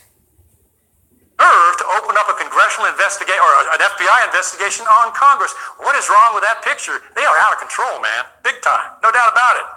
That's going on right now. Clapper and Brennan leaked the dossier to the media. More on that later. Called it intelligence when it was not. They lied directly. And this is weird. Clapper and Brennan, some of you may know what an amicus brief is. There are 3 DNC employees. You heard about the lawsuit against the Trump campaign? 3 DNC employees have filed a lawsuit against the Trump campaign claiming that they were defamed because the Trump campaign hacked into the DNC emails. And we all know that that wasn't a hacking. Bill Binney, a friend of mine, former NSA manager. John Brennan said to the president that we have 6 ways of Sunday to get back at you. Who ever heard of that? We haven't heard nothing like that. We didn't even hear that when JFK got murdered. They just did it. They didn't even care. They're talking about it. and they're not doing anything about this? Something don't smell right. Something don't smell right, and I think they're all in it together to confuse the country and confuse the other world, the other part of the world. Because I'm telling you right now, we're looking really embarrassed right now. We're being made fun of on other countries and laughing. They're laughing at us right now. That's embarrassing. Just like Dixie Chick said, I'm embarrassed. Saying, we agree with these three DNC employees. We agree that it was hacked, and we agree that the Trump campaign should be sued when they know darn well that's not what happened. Now, why would two former directors of the CIA do something like that, knowing that it's false, trying to bring down a sitting president? Shadow government. Does that sound like a conspiracy theory? No, this is fact. I wish it was. This has been going on for 40 years, folks. 40 years. Actually, it got worse right when Reagan dropped the wall in Berlin. That's when George Soros stepped in. We all know, I'll get into this in detail, James Comey protected Clinton from prosecution. I will show you that he committed multiple violations of Title 18 U.S. Code. He committed a couple felonies in doing that. And what I'm doing at the end of this lecture is I am publicly requesting that Sessions, if he sticks around, prosecute some of these people. Because these are high-level government officials that have committed felonies. And things need to change. They need to be held accountable. Now we're going to get into the meat. The dead fish of the subject. Well, I just found out that Jeff Sessions is involved. He may be fired. So just get ready. Get ready for legalizing pot, drugs, and pedophilia and all that other stuff when Jeff Sessions gets kicked out. Just get ready. Shit's about to hit the fan. Y'all don't understand. Having sex with dogs and stuff, it's about to get bad, folks. They warned us. They have warned us, and here we are. It's falling apart at the seams. Fish wrapped in paper subject. All the study and research that I've done over the last 5 years on the shadow government, the deep state, and international crime has gone back to one person. Every single time. And if you look at this, the number of people that were protecting Hillary Clinton as Secretary of State and when she was running for office that protected her, Christopher Steele, MI6, John Brennan, director of the CIA, leaked information, lied, and started a soft coup against Donald Trump to protect this lady? Why would he do that? James Clapper did the same thing, leaked information claiming the dossier was real when it was fake. He's now out pounding on Clinton as an anchor for CNN, of all things. Why are they protecting Hillary Clinton? And there's more. James Comey committed felonies, obstruction of justice, obstruction of a criminal investigation, and covering over her espionage use of this secret server. More on that later. Why would he do that? I'll show you. I'll show you the connection. It's going to blow your mind how these people are connected. Peter Strzok testified in Congress yesterday. He told Congress that what he had to say was too classified and he couldn't talk about it. That's literally what he said. He didn't answer their questions. See a pattern there? Yeah. Protecting Hillary Clinton, Susan Rice, unmasked names NSA, Samantha Powers, 260 names unmasked in the Trump campaign. GCHQ, British intelligence, was right in there doing it. Wow. You don't. And I didn't have nothing to do with it. You wanna let him know that, Austin? I mean, maybe he don't understand, but Google is 666 Fifth Avenue, Manhattan. I understand that, Davis. I really do. But if you want to learn and get to know what me and my boys are doing, you don't want to leave. But if you got another account, you can subscribe again. But I have a feeling you're going to have to anyways. Against Trump. On behalf of this lady. What the heck? What kind of power does this woman have over these high-level government officials? And let me tell you, it's going to get worse. What the heck is going on? And then there's one thing worth noting. This is called the Presidential Daily Brief. Edward Snowden, I wouldn't have as many accounts. They gave me 50, just in case me off again. 50, folks. I think I'm going to be good. If the Trump campaign was being spied on by the Russians, then it would have gone in, and it did go into the Presidential Daily Brief, which went directly to Barack Obama, and he read and he knew about all of this. Period. That's the laws. It's a regulation, how the system works. It goes all the way to him. They used the power of the National Security Agency to spy again on U.S. citizens. Again. Violation of the Fourth Amendment. What is that? It's a felony. It's multiple felonies in this case.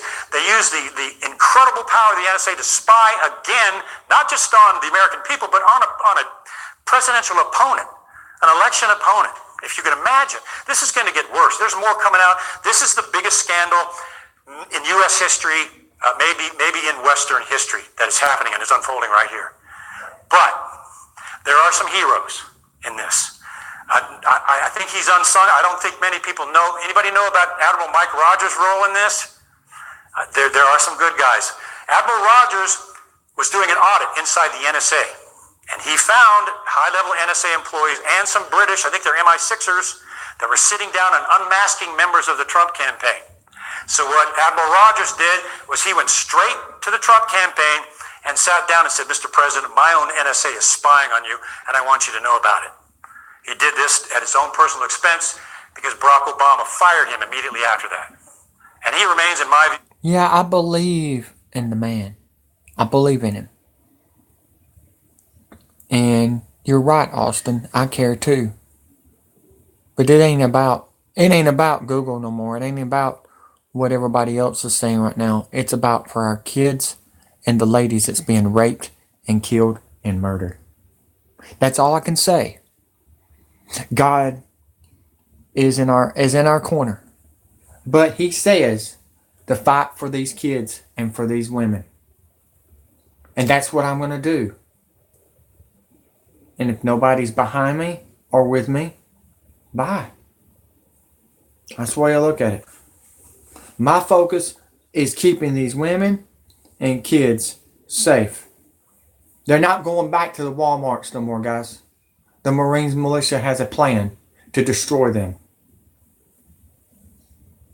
You're one of the unsung heroes in this whole... You don't hear much about him anymore. He just walked off into, like, after his career, like a real hero. And this guy deserves a lot. He deserves a Presidential Medal of Freedom, in my opinion. If you care, you would believe in saving these kids. You're too young, man. You're too young to understand because you don't have kids. You don't have a family. You must not. If you did, you would listen to me. I'm 40. You're a kid. I know that for a fact. I seen what you look like. I know what you look like. I know who you are. I know you're from Georgia.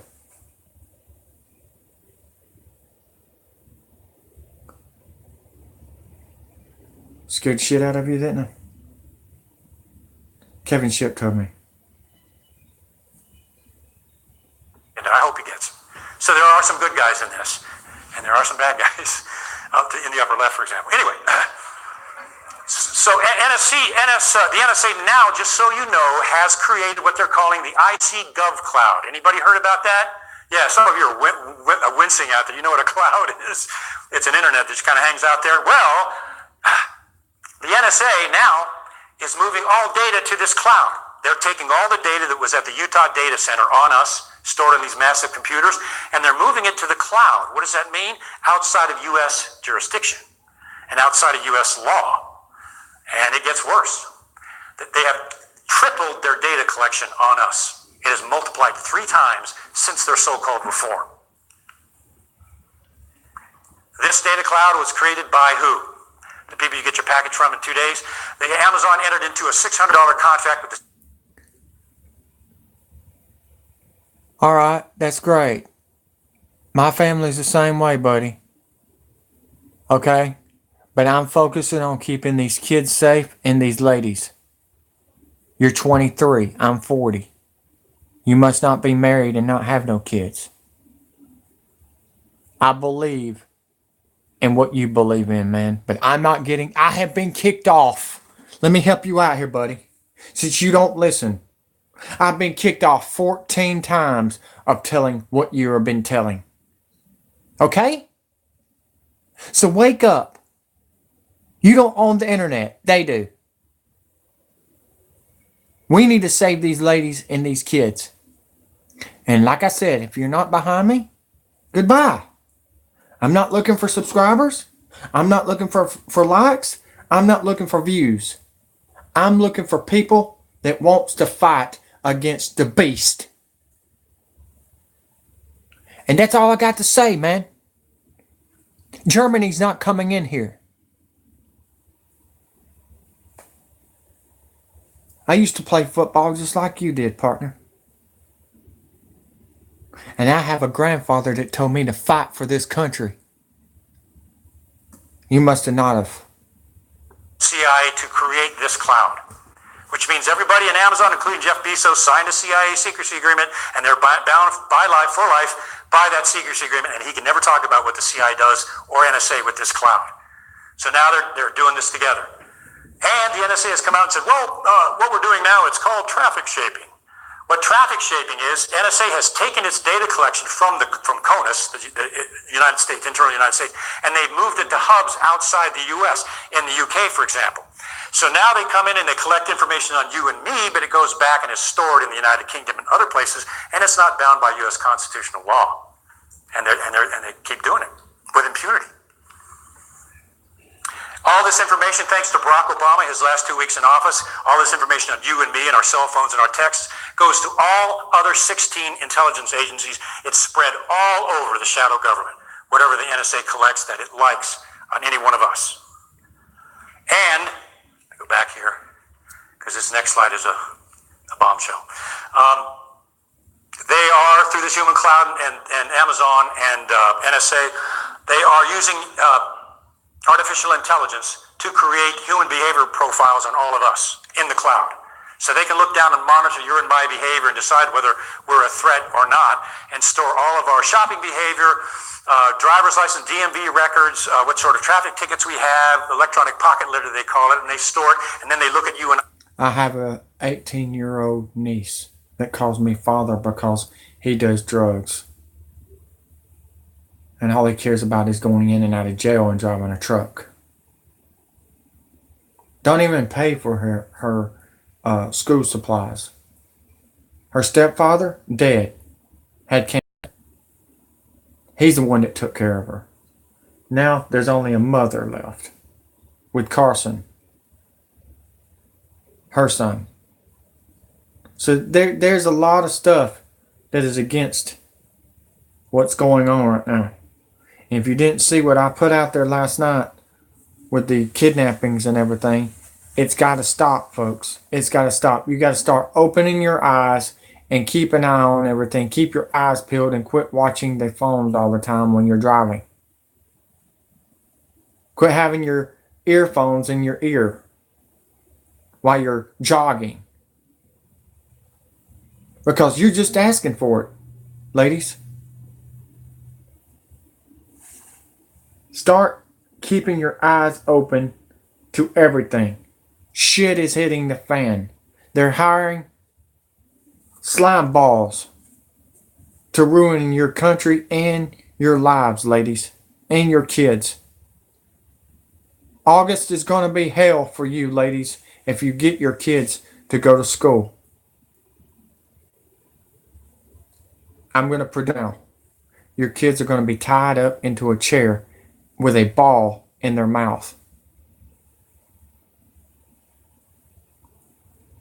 I'll put it up this way in a PG error for you. 50 Shades of Grey. they decide whether we're a threat or not. That's going to be part of this, is a part of this NSA cloud that they're doing. Now, we need to know that this exists. It's a monster. It's a monolith.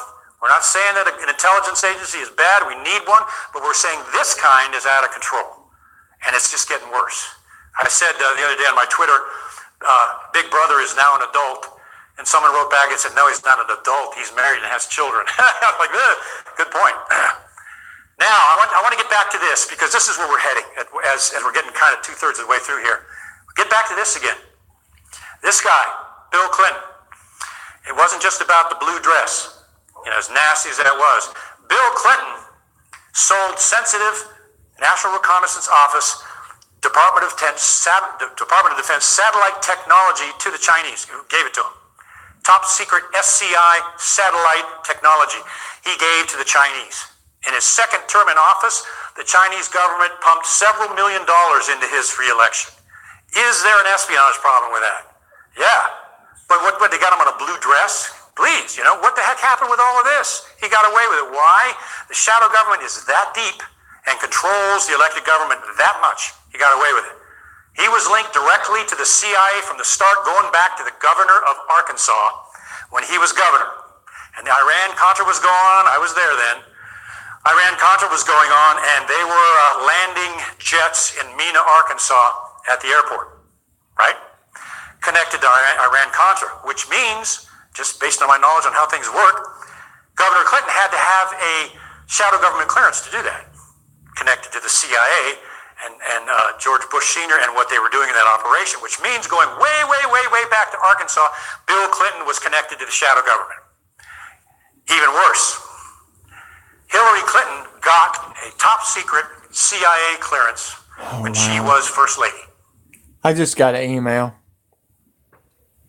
Davis Moore has been deleted and blocked. Look, remember that, folks. I lost my Facebook 3 times in the last 72 hours. Remember that. Holy cow. This is crazy. Carson Moore's on here, but Davis is not no more. It's the same guy. Wow. Unbelievable. Tried to warn you, kids. Maybe one day y'all finally listen. Which is illegal. She has been connected deeply to the shadow government, to the CIA and CIA operation ever since they first got in the White House. For now, going back to Arkansas, for 30 years, this woman has been building her network both within the intelligence sectors of our government, the deep state internationally through the Clinton Foundation, and created the most powerful crime syndicate known to man. And that's why this all goes back to her. I mean, it is, when I'm studying this, it gets nauseating, seriously. I mean, sometimes I have to put it down. It's nauseating, the amount of power here. The Clinton Foundation. And let me give a shout out to Charles Ortel here and Jason Goodman. Jason, can you wave your hand?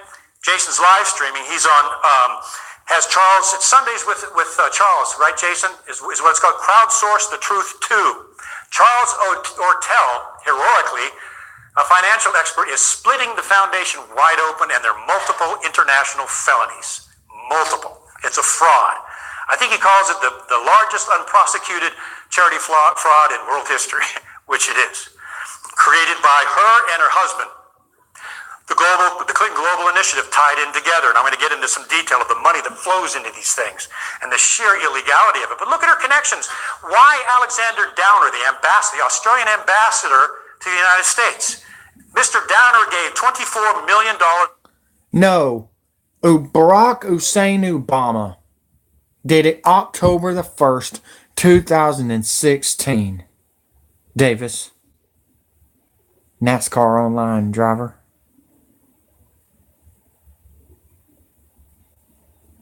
That used to push people without tape.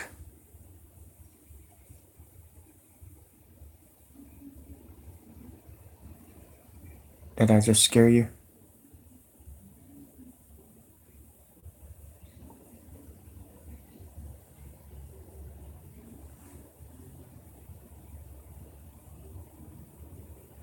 I tried to warn you, man. You're a kid. You just got slapped in the hand. I tried to warn you, and I've been saying it now. I don't know how many videos. If you must not have not watched none of my videos, but just the ones that's live. I'm gonna be honest with you. You might want to go back to home. Go back to school, because I'm teaching you reverse psychology right. Good. What are you thinking, dude? Seriously. now. $1 billion into Hillary Clinton's campaign. We all know about George Soros, don't we? His stated goal is to destroy. Ring, they just restricted you that time. They just took you off. What is going on, man? And they said I did it. No, I did not. I tried to warn you, Rain. They're not playing, dude. They're not playing at all. Day in the morning, folks. Can we not get this in? Let's finish this, okay? Let's quit arguing spilt milk here.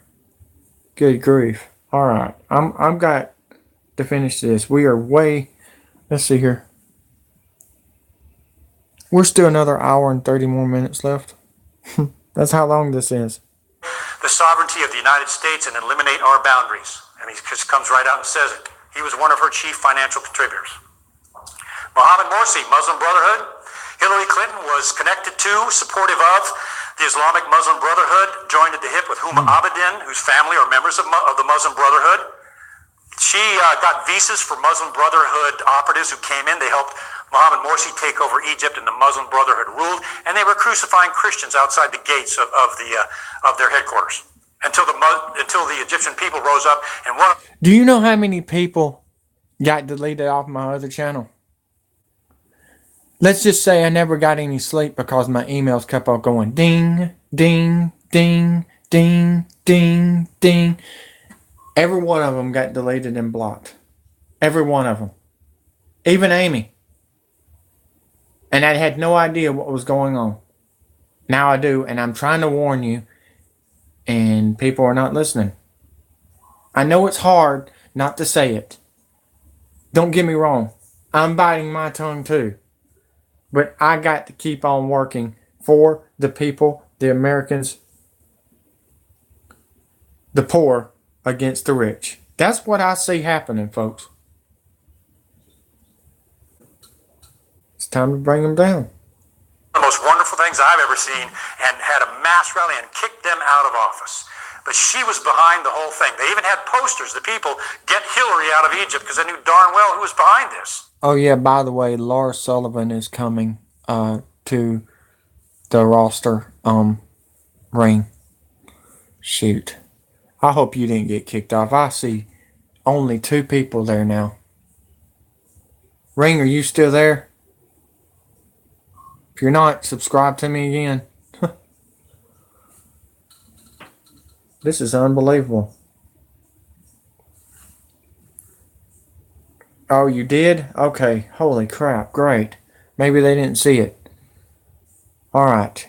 So there's only 2 people left. Is Amy still there? Amy, you still there? Look, this is no dream. Everything that I have predicted in the last 4 years is happening right now on the internet. Everything that I have been trying to tell the NASCAR online drivers is happening. Or everything I told the Facebook people, it's happening. We got to do secret codes or something. I don't know. But we cannot lose the game. We got to keep on winning, folks. Okay. I see. All right. Just don't forget what you said. They just retracted it. I didn't get to see whatever it said. But all I know is it was retracted, and it said I retracted it, and I did not. I don't even care what y'all say. I think it's American stars, former former Impact Wrestling champions, even a woman from the NXT, what was it called? Tough Enough, is back. Some blonde-headed chick, I forgot her name. That tells you anything. She wasn't nobody. But enjoy. We're way behind. Sandy Burger and Fries. Sandy Burger went into the National Archives. Anybody know about this one? Nope. Went into the National Archives, stole top secret information, shoved it down his pants. I think there was several documents. It was 4 or 5 documents. Shoved them down his pants, took them out, and then destroyed them. Only problem with Sandy, he was the national security advisor. Apparently didn't know much about national security because the archives have cameras in there, and they literally caught him walking out shoving these documents down his pants. That is multiple felonies. That's a minimum of 10 years in jail, and he got off. I'll show you who got him off when I show you the pattern here. But he was removing information to protect the Clintons. Why? Turns out it was related to 9/11, pre-9/11. No one knows, but it was the documents we're dealing with pre-9/11 related to the Clintons. That's all we know because they were destroyed. So that tells me the Clintons were involved. I was right. The Bushes, the Clintons, the Obamas, and the Trumps? What in the world's going on? And Kevin Shipp's acting like Trump is not involved because he wants to keep his life. This is huge. This is big, bud. This is big. I don't know if you shared this on my Facebook, but do so, please. This is big. Protect Hillary Clinton and Bill Clinton. John Brennan has gone out on a limb and broken the law to protect Hillary Clinton, as I mentioned. James Comey will get into it in detail. Clear obstruction of justice. The DOJ report left this completely alone. We'll talk about that. He's protecting her. Why? One of the reasons, Lockheed Martin was contributing millions of dollars into, guess where? The Clinton Foundation. So Hillary takes care of her own, and she got James Comey a membership on the board of directors of Lockheed Martin where he made $6 million in 1 year. See, the syndicate takes care of itself. I'll show you later on he's a syndicate member. And it goes on. She ran illegally guns into Benghazi without the knowledge of Congress, using Saudi Arabia and Qatar as a cutout. Those weapons went to the hands of Al-Qaeda, and they're now in the hands of ISIS. Did the U.S. create ISIS? Well, the guns got there indirectly, but ISIS has our guns and tanks through this illegal drug running operation that she was running out of the Department of State. And it just gets worse. I'll get into uranium one later. This was a Russian intelligence operation specifically targeting Hillary Clinton. And I'll prove it in a moment. We all doing okay? I know this is a lot of stuff. We'll try to keep it going at a good pace. And it gets worse. Loretta Lynch protected the investigation, changed her criminal investigation in the documents to a matter to keep it from going down the criminal route. Why? Why the tarmac meeting? Why is she protecting this woman? Why are all these people protecting this woman? What the heck is going on here? You got Peter Strzok. We will stop Trump from being elected. We all know how he twisted the Hillary Clinton interviews. More on that later. To keep her. Your sister would love the stuff that I'm doing on my YouTube channel. Did you give her my channel? I ain't even seen her comment down below or anything. I don't even know what I'm looking for, but let her know this too. This is big. I mean, this is big. My mom don't even want to hear about it anymore. She's unsubscribed to me because she's scared. From being prosecuted. The national news media is like a shield for this woman. I mean, they will leave information out. They will bold-faced lie to protect this lady. Why? I'll show you the Time magazine cover. Many of you seen that. They downright lie and get away because they know what they're doing. It's propaganda. But why are these people and all these entities protecting? You've got Lady Rothschild up there with David Brock. Lady Rothschild is very close to Hillary Clinton. So is David Brock. Media Matters. George Soros is giving funding to CNN, other organizations supporting them financially to control the U.S. news media. My question is this. What the heck is going on? Oh, yeah, by the way, Ted Turner owns a lot of land. He's already getting ready to go underground. If you don't know who Ted Turner is, that is the owner of that's TNT, NBA, TBS, and CNN. That's Clinton News Network too, by the way. I don't know if y'all knew that. Clinton owns Clinton News Network and was it Lionsgate? The movie of Hostel.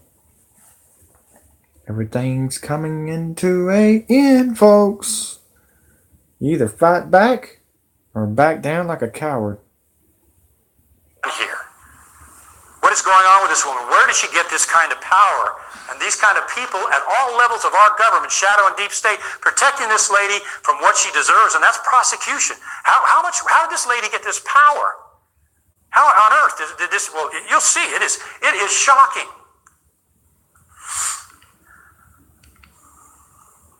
It's It's an international crime syndicate that Hillary Clinton has been running and Bill Clinton has been running for 30 years. It is bloodthirsty. It is ruthless. It involves drug running down into Mexico and South America. On my radio program, I had a high-level Mexican official saying that the people don't understand the Clinton Foundation is operating in drugs down in Mexico, and we all know it. It's how bad it is.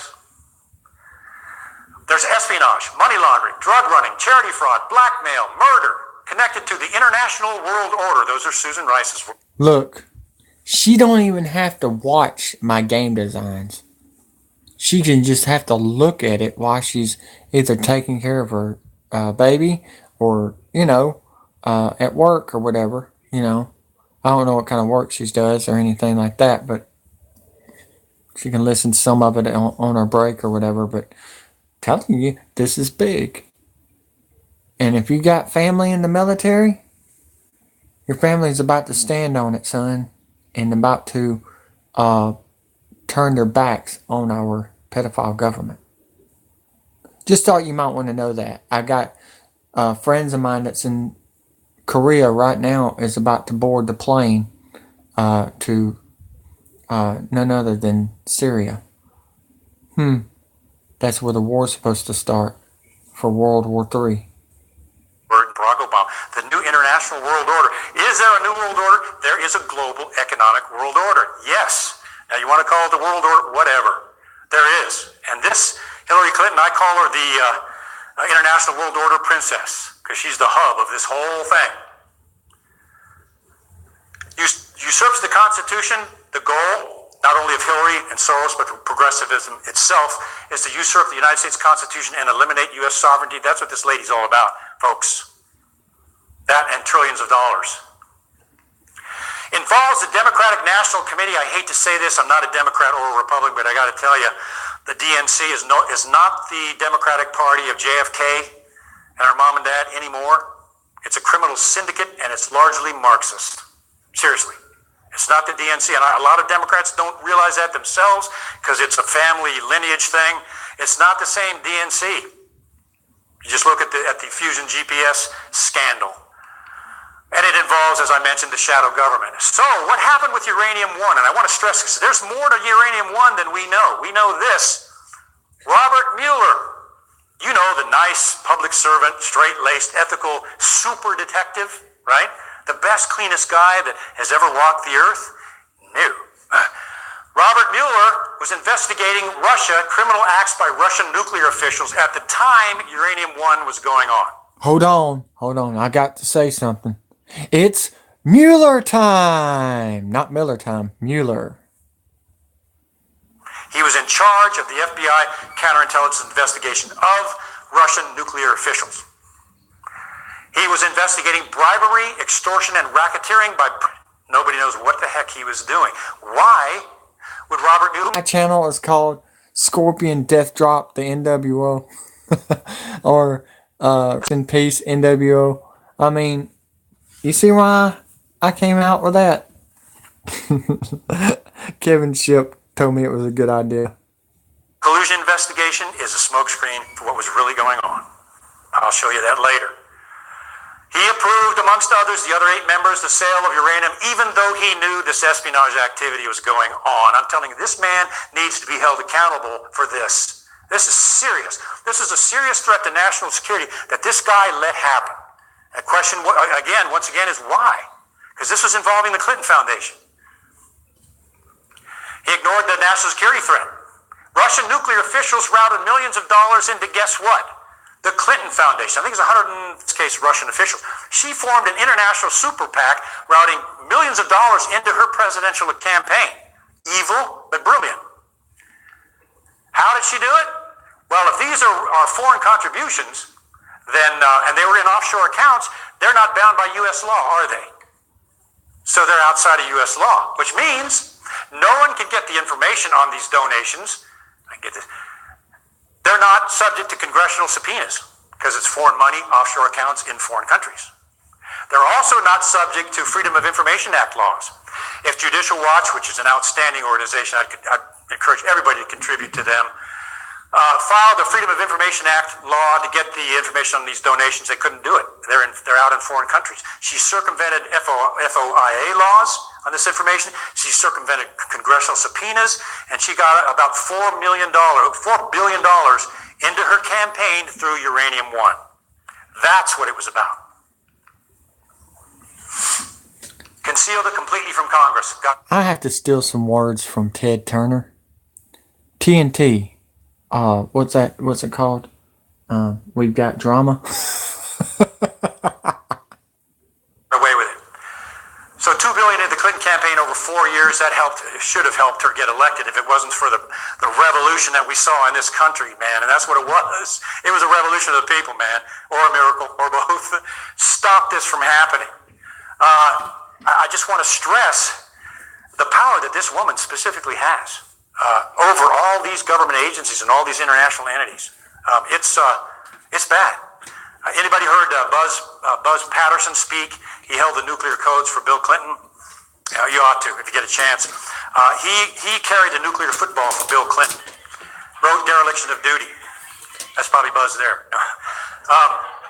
Buzz Patterson witnesses Bill Clinton lost the nuclear codes for over 3 months. Didn't know where they were.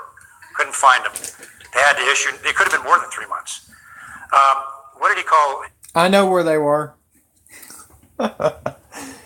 They were in Monica Lewinsky's panties. Hillary. They asked Buzz. He worked with Hillary, and Hillary was a really nasty lady. She would take books and hit the Secret Service agents in the back of the head driving the vehicle. And somebody asked, we did a speech at the same place Buzz was, and they said, well, I think was it Major Patterson? Well, what would be your opinion of Hillary Rodham Clinton? Quote, she's an evil, vindictive bitch, unquote. This is a guy that hung around right next to them, you know. So I can't think of a better way to say it.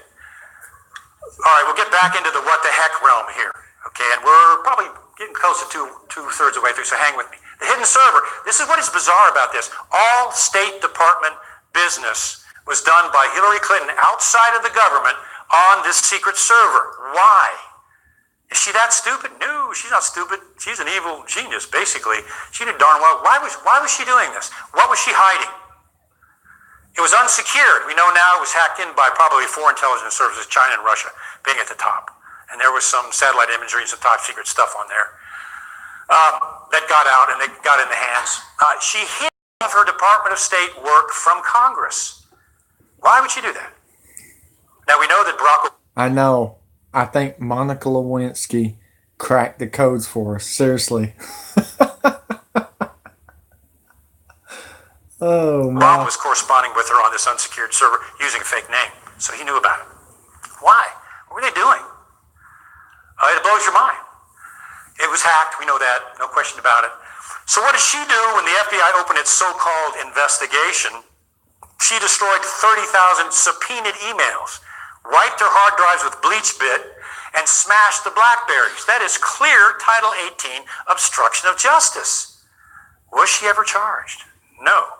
Did anything happen? No. They just said extreme carelessness or whatever they called it. No, she got away with it. Completely erased that. And we'll get into Comey's part. It's just shocking. I'm going to show you the connection between James. Remember what happened at Hillary and Bill Clinton's house? It caught on fire and everything.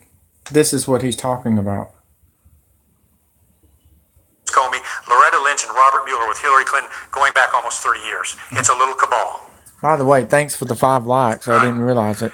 Hillary lied to the FBI on multiple occasions. Well, I didn't know it was wrong to have a server outside the Department of State. I thought the word C for confidential meant A, B, and C. You know, if you're that stupid, what are you doing being the Secretary of State, for goodness sake? So was she arrested for lying to investigators? No, they let her go. And it got worse than that. Anybody been reading the news like?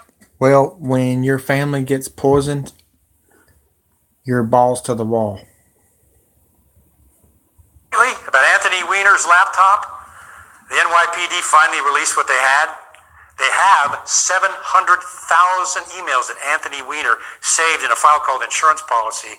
So those 700,000 emails, everything that Hillary wiped off her servers, that Weiner stored, in case they tried to go after him. He was going to release all that. The FBI has it. They've had it since Weiner was originally charged. And James Comey sat on it and wouldn't let the FBI investigate these 700,000 emails that they've had now for a couple of years. It was so bad that an FBI agent in New York said, that knew about these emails, he said, what the heck is going on at FBI headquarters? And he complained and said, there's 700,000 emails that we turned over to you. Why aren't you doing anything about it? Well, that's the director's decision. You just stay out of it. So one James Comey sat on these and concealed those from Congress. All of Hillary's, even including our BlackBerries, the stuff came off her BlackBerries, all from Weiner's computer. And we won't know what's on there until Congress gets their hands on those. But that shows you how bad this has gotten. I was a counterintelligence officer in the CIA. This would have been the big dog for us. This is a major espionage case here. What I just found out with Congress, they're about to get a hold of them. Guys, we don't have long. What did they just point? They just pointed to a new judge. The other guy just retired. I think we've got probably another month or two, and then get ready, get your popcorn ready, because I think we're about to find out, or we're about to have martial law, or something is about to happen, folks, because this is around the time that Nibiru or Wormwood's supposed to be getting closer and closer and closer. As it's getting closer, here comes the war. That's going to be the red carpet for Antichrist and all this other goo garbage, whatever they want to call it. I call it stage. But who's going to be the thing is, who's going to be the man that's going to, when the circus tent falls or the curtain falls, who's going to be in front of that? Is it going to be Trump? Or is it going to be the Obamas? Or is it going to be all of them? Like I think is going to happen. I think we are major, as bad as it gets, and yet nothing was done. How can that happen? Especially in so-called constitutional government. So the FBI did an investigation, supposedly. Most of you know about this. It's pretty painful, but let's walk through it.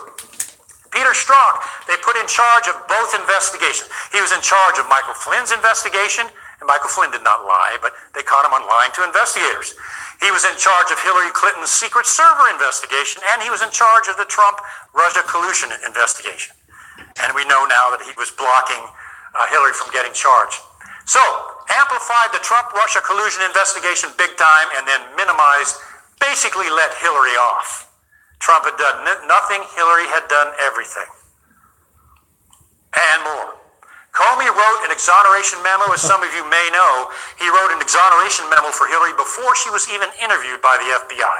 We found that she's committed no crime, and there's been gross carelessness, and that's about it. But that was written before they even interviewed Hillary Clinton.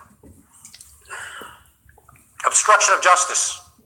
You know, the funny thing is, with all these wrestlers injured, Kane had to come back from being a mayor or governor or whatever they called it. Title 18. Loretta Lynch changed the criminal investigation to a matter, taking it out of the criminal realm and out of the prosecutorial realm. This is the chief law enforcement officer of the land doing this. Again, felony. Violation of the criminal statute. Comey and Strzok changed the wording in their memo about the Hillary Clinton investigation from gross negligence, that's a criminal term, minimum 10 years in jail, could be as much as 20. Gross negligence. Was it gross negligence, the secret server? Heck yeah. Intentional negligence, I think it'd be a better word. But they changed it in the wording to extremely careless. So extremely careless takes it out of the criminal realm and puts it into the doofus realm. So she's not prosecuted. They knew exactly what they were doing. They're lawyers. In her interview, the FBI took no notes, and they did not put her under oath, so there's no record of what she said, intentionally. None. They were ordered not to take notes. And they ignored lying to investigate, repeated lies she told. They just overlooked them. It was a obstruction of justice, and it was obstruction of a criminal investigation by the FBI itself. And there's absolutely no question about that. We'll prove it even more. So, Donald Trump wins the election. They didn't expect that. Hillary, the international world order princess, with billions in her fund from all these cabals that had donated into the campaign, they thought that she was a shoo-in. And all of a sudden, this incredible event happened, and Donald Trump was elected. So they kicked into gear, knowing that they'd conspired with Russia with Uranium-1, committed espionage, knowing that Hillary had used her server with Uranium-1 and the Clinton Foundation involving Russia. They kicked in their cover campaign. First thing they did, they forced Jeff Sessions to recuse himself from the Russia investigation. I am still mad at him for that. Because once Sessions recused himself, that turned it over to the hands of the FBI and James Comey and Rosenstein and McCabe and the rest of them. I mean, what was he thinking? I was giving him the benefit of the doubt because I used to work with the FBI and they plod along in their case. I'm not doing that anymore. I mean, humbly, Trump's got to do something with Jeff Sessions. He does. This is beyond the pale. Why is Sessions not doing anything with a clear criminal case? I mean, we can just conjecture. What's he afraid of? I understand he's afraid his office is bugged. What's he afraid of? Do they have something on him? Or is he just dumb as a paddle? I mean, who knows? But what the heck? This is criminal act, clear, provable. I don't understand it. I think he needs to go, personally. Place it in the FBI's hands, and it went bad from then. They criminally leaked Flynn's conversation, which was not illegal.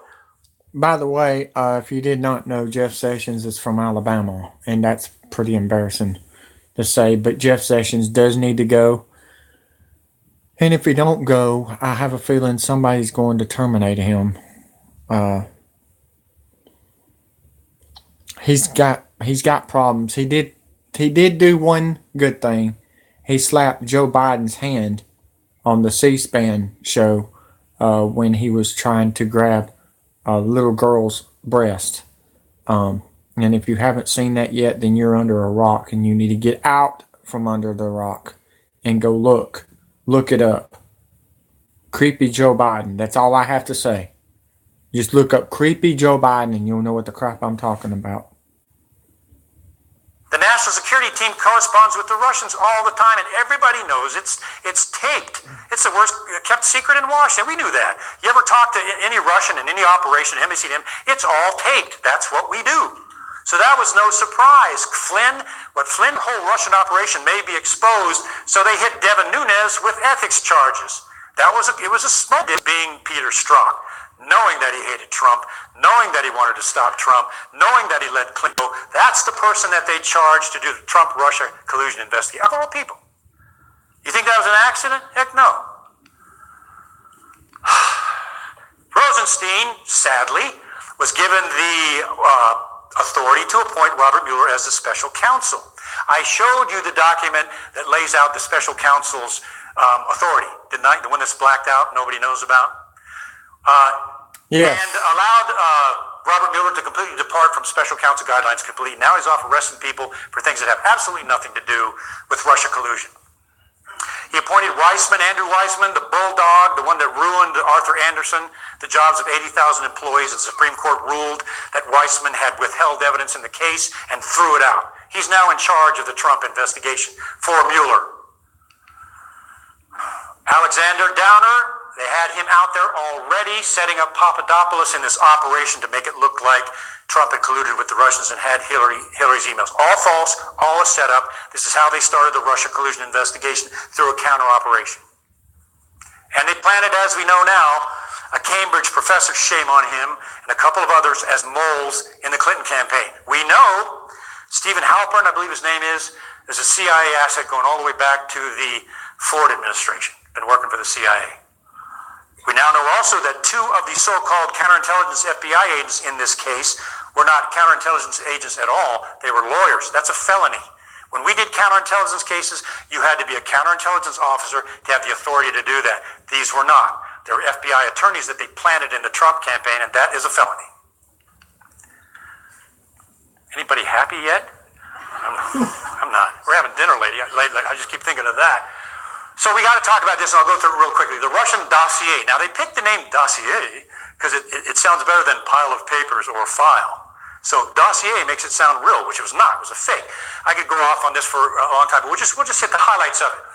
The dossier information allegedly on Donald Trump was obtained from Russian intelligence officers. That's where Christopher Steele got his information from. Russian intelligence. Are you getting that? Russian intelligence influenced the U.S. election not in Trump's favor, against Trump. That's what they didn't want people to know. Russian intelligence. McCain acted as a courier, sent an emissary to pick up Steele's dossier and bring it back and disseminate it to the CIA and the FBI, where John Brennan leaked it to the press and called it intelligence when it was a bunch of baloney. And the FBI took that information in the dossier, filed false affidavits to allow the NSA to spy on a political opponent. That's how bad it is. But it's even worse than that. That's how bad this is. CIA leaked it to the press. Now, if any of us in the CIA ever leaked anything to the press, we'd be in jail. That was an anathema. You go to your next polygraph test and you are... Okay, what did I say? The Clintons, the Bushes, the Obamas were meeting with Russia all this time, folks. Donald Trump only met with Russia one time, and then in next week will be G20. Think about it, folks. All presidents have met with Russia. So if you hear anybody say Trump has met with Russia, no, it was everybody that, He wouldn't be doing that to my sister's child. His hand wouldn't be slapped. He'd be in the hospital. Yeah. But you just heard what I just said. The Russians was involved, but they were trying to stop Trump from winning the presidential race. Remember what I just said. Toast. You don't do that, yet the director did. NSA conducted their surveillance. This entire thing was the nexus of the appointment of Robert Mueller as the special counsel. If none of this had happened, he wouldn't be there. Is there a problem with his appointment here? Darn right there is.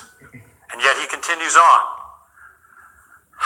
The CIA and the FBI colluded in a soft coup against the Trump campaign, against a elected electoral candidate, presidential candidate, and against the sitting president. A soft coup by the shadow government and the intelligence agencies against a sitting president of the United States. That's how bad this is. Never happened before in the history of this country, most Western countries. The FBI is still withholding documents. As I mentioned earlier, the FBI is now threatening Chairman Nunes and their boss, the intelligence community. If you don't stop this asking for documents, we're going to open an investigation on Congress and subpoena congressmen. But that's how arrogant these people have gotten. So, I want to talk about this because this is how they do it. So there's no evidence of collusion, none so far, right? So what does Mueller do? Well, he starts using the same old FBI tactic they used on Martha Stewart. Remember Martha Stewart? They couldn't find any evidence of her doing any insider training at all. In other words, they couldn't find evidence of the crime. So what did they charge her with? Lying to investigators. Put her in jail for 2 years. Moderate security facility for 2 years for lying to investigators. Well, so Mueller can't find anything on Russia. So what does he hit Flynn with? Making false statements to the FBI, a felony. What does he hit Manafort with? 12 counts, including, of course, false statements. What does he hit Gates with? Federal conspiracy, which they haven't proven yet, and making false statements to the FBI. What they can do, and what they are doing, is they will take this felony and they'll roll it over and say, if you flip on Trump or you flip on Gates or Manafort or anybody else, we'll drop the lying to investigators charge and maybe give you a 6 months prison sentence or house arrest. But we got you on lying to investigators. That's a felony, so what do you know? That's what he's doing. That's an old FBI trick. False statements. That they have moved the CIA from Washington, D.C. to Colorado. They know something is about the East Coast. Remember what I just said. Statements, which he couldn't remember what he said before, so what did they hit him with? Lying to investigator, making false statements. Ironically, along comes Andrew McCabe. Andrew McCabe lies to the FBI and the OIG 4 times. Amy, I can't read that until after the show. I thought you was on here with us. I'm confused here. What's going on? Amy's sending me something. I thought she was on there with you. Shh, I hit the wrong button. That's not what I wanted. Shoot.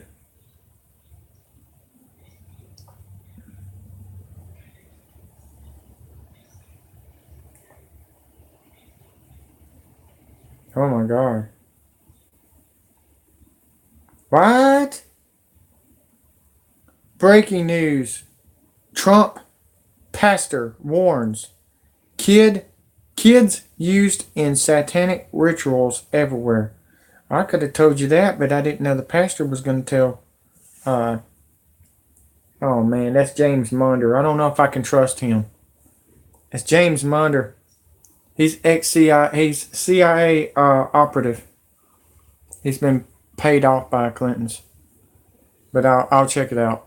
We'll see what happens. All right, we got long ways to go, guys. Still. Times. 2 times under oath. What do they hit their own with? The FBI? They hit him with lack of candor.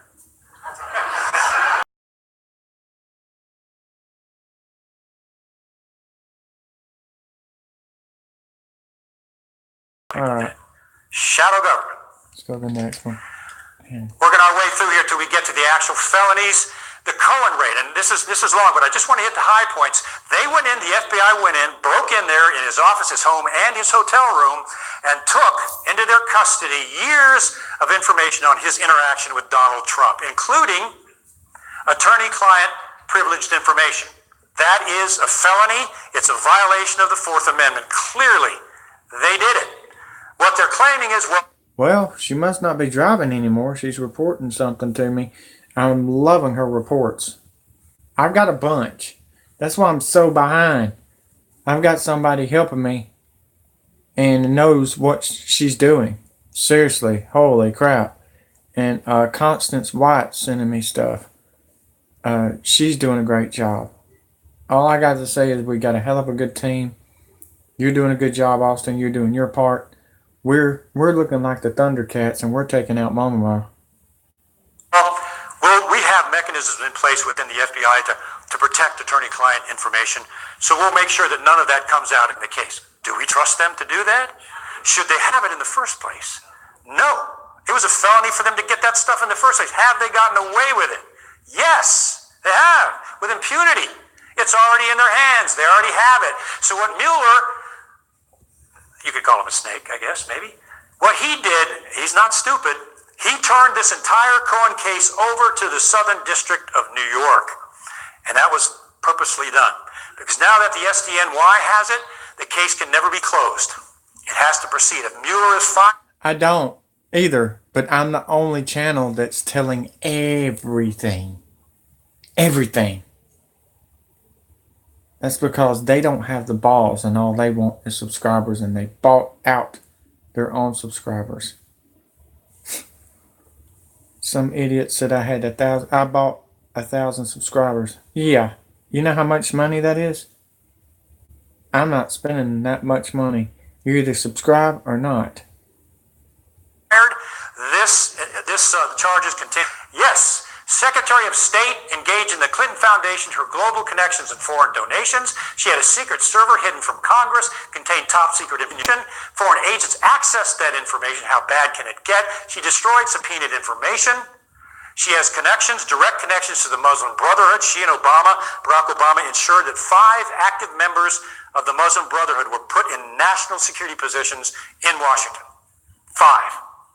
And they were there until Obama left office. 5 high-level national security positions, Muslim Brotherhood operatives appointed by Barack Obama and the support of Hillary Clinton.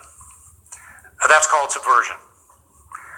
The FBI, we know that from some of the FBI texts and cables that they had moles They call them Oconus lures. Those are agents overseas that are luring people into traps like Papadopoulos. And they've now just recently uncovered that in some of their texts and some of their emails. So, now I want to show you the connections, and we're getting ready to wrap this up here. We've got 3 players here that seem to be connected going all the way back to the late 80s, early 90s. And why are these people that I just showed you protecting this woman, Hillary Clinton? People call her Jezebel. Why are they doing this? And if you look at these 3 here, let me show you some past activity. The top, we got James Comey. They were in an investigation. If I put this on Facebook Live,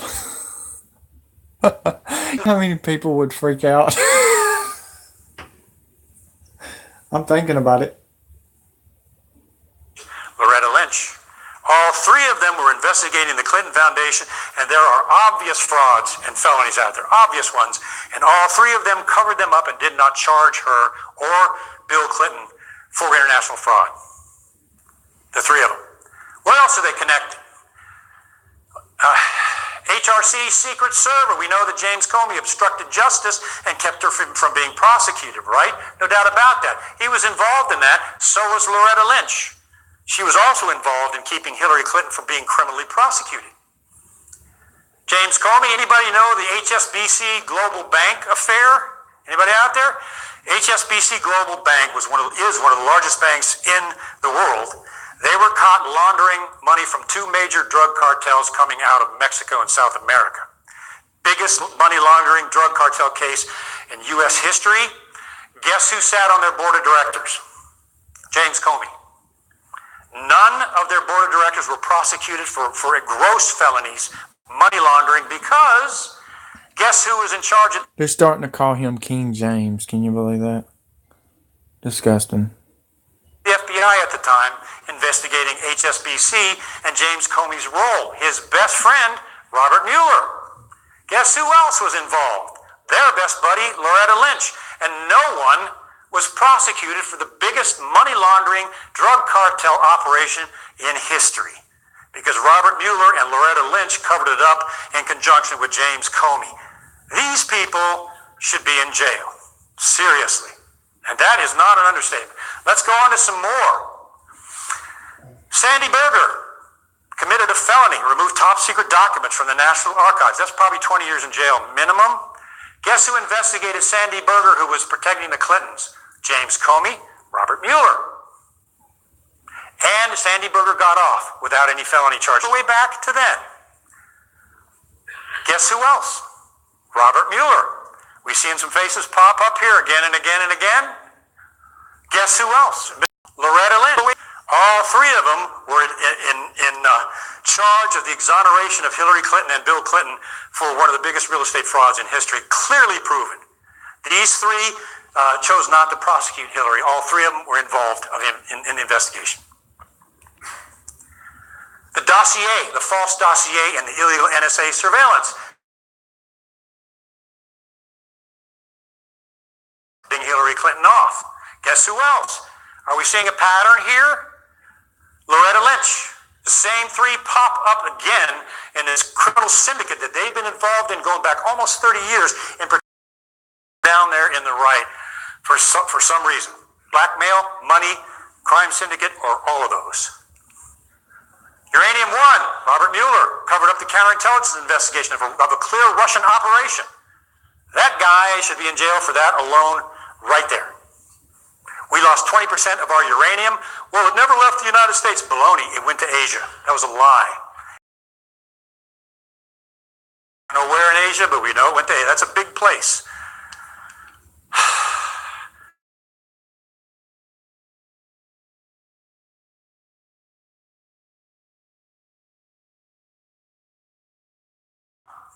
The same 3 people protecting the same criminal agent, Hillary Clinton. And you can Google this. This is all out there in open source. It's all out there in the internet, in the libraries. It's right there. What I've done is humbly tried to take a lot of complex information and put it right out there where you can put the dots together and see what the heck is going on here. It's pretty bad. But I have to put this in there because there's something even worse here. Not only are they Have they destroyed our constitutional government? Destroyed it.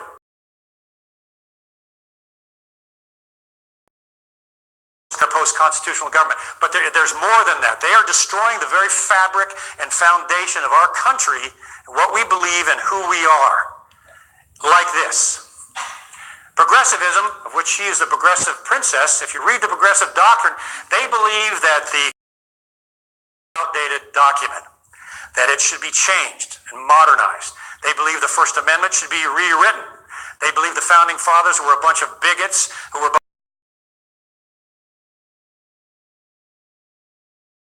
accurate, and they believe that the Constitution should be changed and government should have more of a powerful role in the lives of Americans. That's what she believes. That's what progressives believe. She comes from, as some of you know, her philosophy from Saul Alinsky, who was an avowed Marxist. That was her mentor. She said it herself. Alinsky made the bizarre claim in his writings that, in his opinion, kind of the heroic figure, the most heroic historical figure of radicalism and overtaking of government was Lucifer. Read his writings. That was the ultimate rebel in the case of Marxism and radical ideology. There's a lot of occult activity. If you read, there's a wonderful book I endorsed out there called Killing Uncle Sam. If you read that,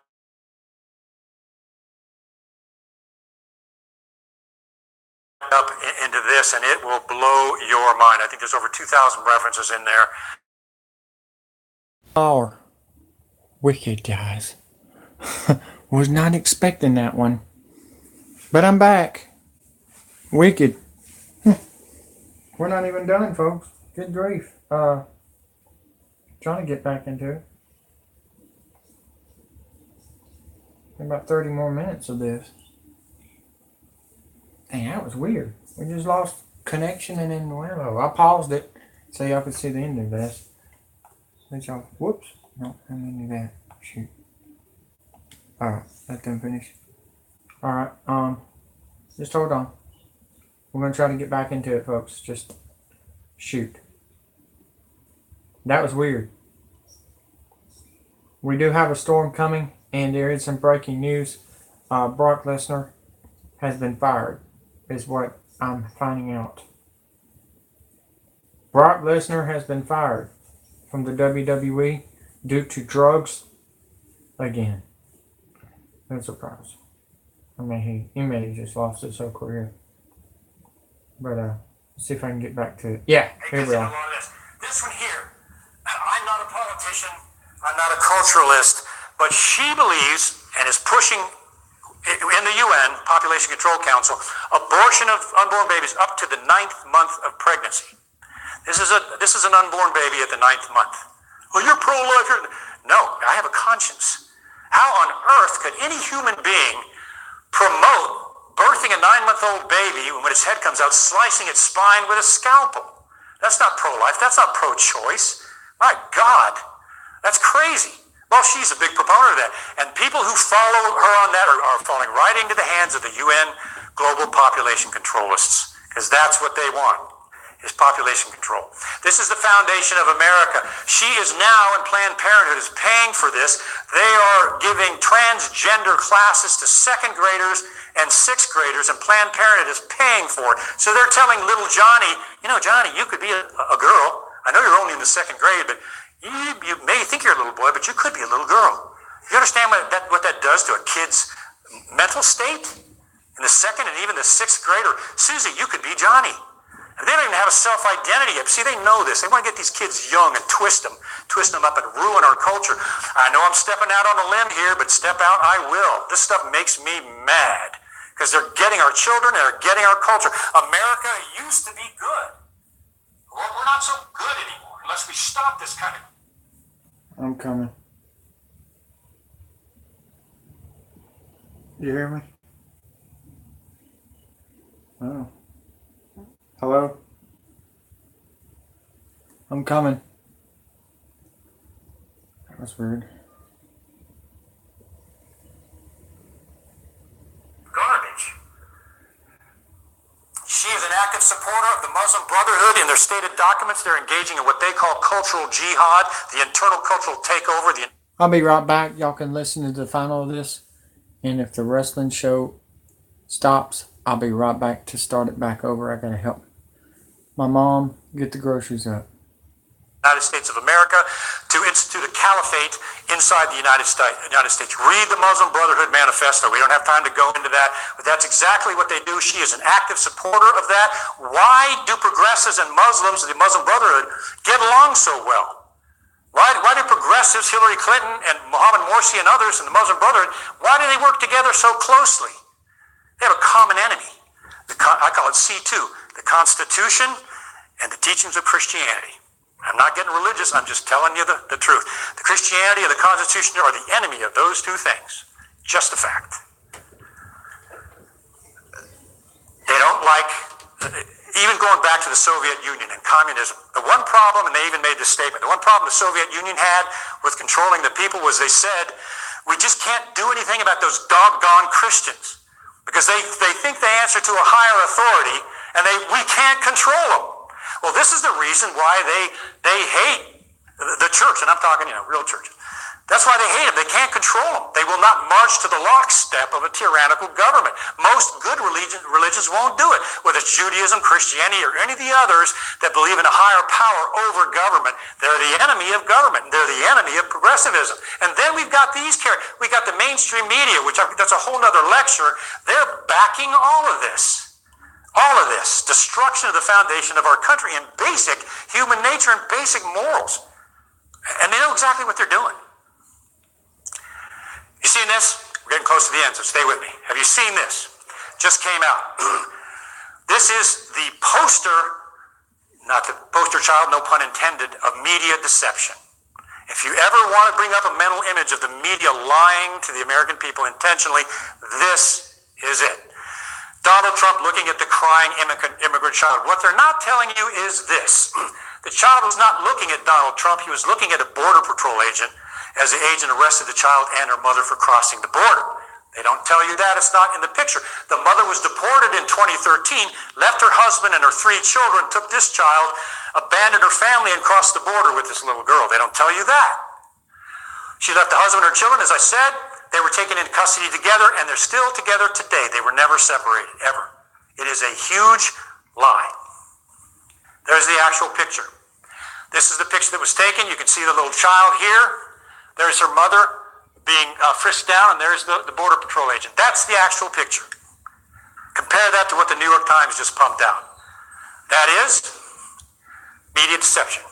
And it's also a deflection from what is coming out about the FBI, the Clinton Foundation crime syndicate, and all these things that are breaking in this constitutional crisis are busting at the seams, and they're putting this out to deflect everybody away from this huge criminal scandal that's happening. And they're using the media, and the media, they know what they're doing, and they're willfully doing it. Now, you can see I got a little rat down there. There's a joke I like that I'll adapt to this. It goes like this. Why have scientists started using mainstream media journalists in laboratory experiments? Anybody know? There are certain things rats won't even do. Yeah, exactly. So when you want to think about media lies and deception, just remember this. And if you're trying to communicate this to somebody, a college student or a student or other that's not getting it, see if you can just show them this. Come on, man, they're lying. They're trying to propagandize and deceive the American public. And some people that are sitting on their couches sprouting roots, they're buying it. It's bad. So, moving on, almost to the end. The DOJ IG report, I have to talk about this. I read this I boiled this down to as high a points as I can get. What's it all about? It was given to the FBI to review before it was released to the public so the FBI could make changes in their own IG report. How do you think that went? Strzok and Flynn, Clinton, Strzok was in charge of all these investigations. He made the statement, as we all know now in his emails, we will stop Trump. And the question is, who is we? He had every intention of stopping Trump, and he was in charge of the counterintelligence investigation of Clinton, Flynn, and Trump, this guy. Lisa Page made this statement back to him. POTUS, President of the United States, wants to know everything we are doing. You think maybe Obama may have known about this? Remember the presidential daily brief that goes to him every morning? Do you think maybe this leads back to Barack Obama? Darn right it does. Please, somebody out there take this up if you're listening to us, please trace it back and get that guy in and start investigating what he did and what he knew. It's serious. We know that Obama was communicating with Clinton over her unsecured server. That came out in the IG report. There are parts of the report that are good. The parts he leaves out is the criminality or the recommendation for a special counsel. Here's more. Comey was insubordinate. Duh. Yeah, he was. Lynch had errors in judgment. Notice I put a question mark here. She had an error in judgment, letting a criminal go free. The IG finally concluded that the FBI's actions were appropriate and disappointing. Doesn't that break your heart? It breaks my heart that there's not yellow suits being put on there. When in reality, this was criminal activity, you guys. These were felonies that were being committed at the highest levels of government in this country. They were violations multiple of Title 18 USC, and let me show these to you, and we're wrapping it up real close. Hang with me. Hillary Clinton, Title 18 USC, 1515B, mishandling classified information, a felony. Did she do that? Clearly. Did Comey prove it? Yes. Lying under oath, USC 1001, 1621. She lied under oath repeatedly to the FBI and to the congressional committees, a felony. Destroying subpoenaed emails, erasing hard drives, and the BlackBerries, destruction of evidence, 18 USC 1519, a clear felony. We understand when I made this presentation, we understand it went to Congress. I hope it did. I honestly hope it did. And I hope if it does, it gets somewhere. These are clear felonies. Obstruction of a criminal investigation, 1510. Espionage, clearly 18 USC 37, 793, and 798. The espionage statutes, no question about it. Comey essentially proved these things publicly. They actually occurred. She was not prosecuted. So let's get into this fella. 6 feet 8 inches tall, had a pretty golden life most of his life. He's been making millions of dollars since he started in law, since Whitewater. $6 million or so a year is what this guy makes. I think he's quite enamored with himself. But in the Clinton email investigation, obstruction of legal proceedings. Did he do that? Yes, he did. Violation of Title 18, 1515B. That's a felony. Leaking classified information. He leaked confidential and secret documents to his buddy, the professor, so he could leak them to the media to get the special counsel appointed. That's a felony. Lying under oath, he's done that twice, 1621 and 1001. An obstruction of justice in the Hillary Clinton email investigation. That is, in my opinion, one of his most serious charges. He obstructed justice in a serious espionage case intentionally. Those are multiple felonies. And charges need to be levied there. Loretta Lynch, Title 18 again. She threatened regarding Uranium-1. They had an informant in Uranium-1. Anybody hear about that? They had an informant, collected tape recordings, documents, had it all. Loretta Lynch went to him and said, you signed a secrecy oath, and if you talk about that to anybody, we're going to prosecute you. Remember the power of secrecy? She threatened him with jail if he talked to Congress about what he knew. Finally, they just lifted his immunity, and now he's telling them everything. That is a violation of title. Those are 2 felonies on Lynch's part. Obstruction of justice in the Clinton email investigation, again calling it a matter, and obstructing an espionage investigation and a criminal investigation and an international money laundering fraud. Put them all together, filing a false FISA affidavit, multiple felonies which resulted in the domestic surveillance of a political opponent. Guess who? James Comey, McCabe, Sally Yates, Dana Bonte, and John Brennan himself also violated all 3 of these felonies, Title 18s, all 3 of them. And they should be charged for that. Again, Comey, Mueller, Lynch. Do we recognize these 3 characters again? Gee, they're hanging out together again, aren't they? All 3 of them. They're popping up again. It's been 30 years. Well, yeah. Obstruction of criminal investigation, Clinton Foundation charity fraud. They overlooked it when they should have prosecuted. All 3 of them. Again, here they are again. Obstruction of a criminal investigation. HSBC criminal drug money laundering case. They let it go and prosecuted no one, including James Comey, who took over the board of directors. Robert Mueller, the straight-laced public servant. The best of the FBI could have. Better than you and I. The top of evolutionary intellectual evolution. He's just, what a wonderful man. He violated the 4th Amendment after 9/11 to the tune of National security letters. Anybody remember those? The FBI walks into your employer and says, we want all the files on John. We want his employment records, his financial records, his performance evaluations, and everything else. And if you tell John we were here, it's a felony. We'll put you in jail. They're still using that today. Warrantless searches after 9/11, breaking into Americans' homes without a warrant. Under oath before Congress, they asked Mr. Mueller, Director Mueller, how many times did the FBI break into an American's homes without a warrant? Well, as far as we know, it was only 47, and they were major terrorist cases. Well, a good staffer went out and did some checking, and some FBI people gave them some information. They came back and said, you know, Mr. Mueller, we understand that it's a lot more than 47. We understand that it's at least 1,000. He goes, well, yeah, okay, it was 1,000, only 1,000 times. So the committees went out and did some more research, came back and found out it was 2,000 times. Mr. Mueller, you're not being truthful with this. And they went out again, we now have concrete information that the FBI broke into 4,000 Americans' homes without a warrant. How many times was it, Director Mueller? And if you can imagine, his response was this. Director Mueller, you have given us 3-4 different accounts of how many times you broke into Americans' homes. Tell us right now, we demand you tell us how many times has the FBI been into an American's home? His response was this, well, I can't remember. I don't recall. Pardon me, but aren't you in charge of the FBI? I mean, aren't you in charge of breaking into people's homes without a warrant? He can't remember how many times the FBI had done this. Violations, direct, solid violations of the Fourth Amendment of the United States Constitution. And what are those? Felonies. Got away with it. Gross abuse of power. Some more. Uranium One, obstruction of a counterintelligence investigation. Based on my background, this makes me want to take Maalox or something. I mean, that is huge. Obstructing a counterintelligence espionage investigation where Russia got a hold of 20% of our uranium. 20%, and it was a Russian operation. And this guy let it go. USC, 1510, a felony.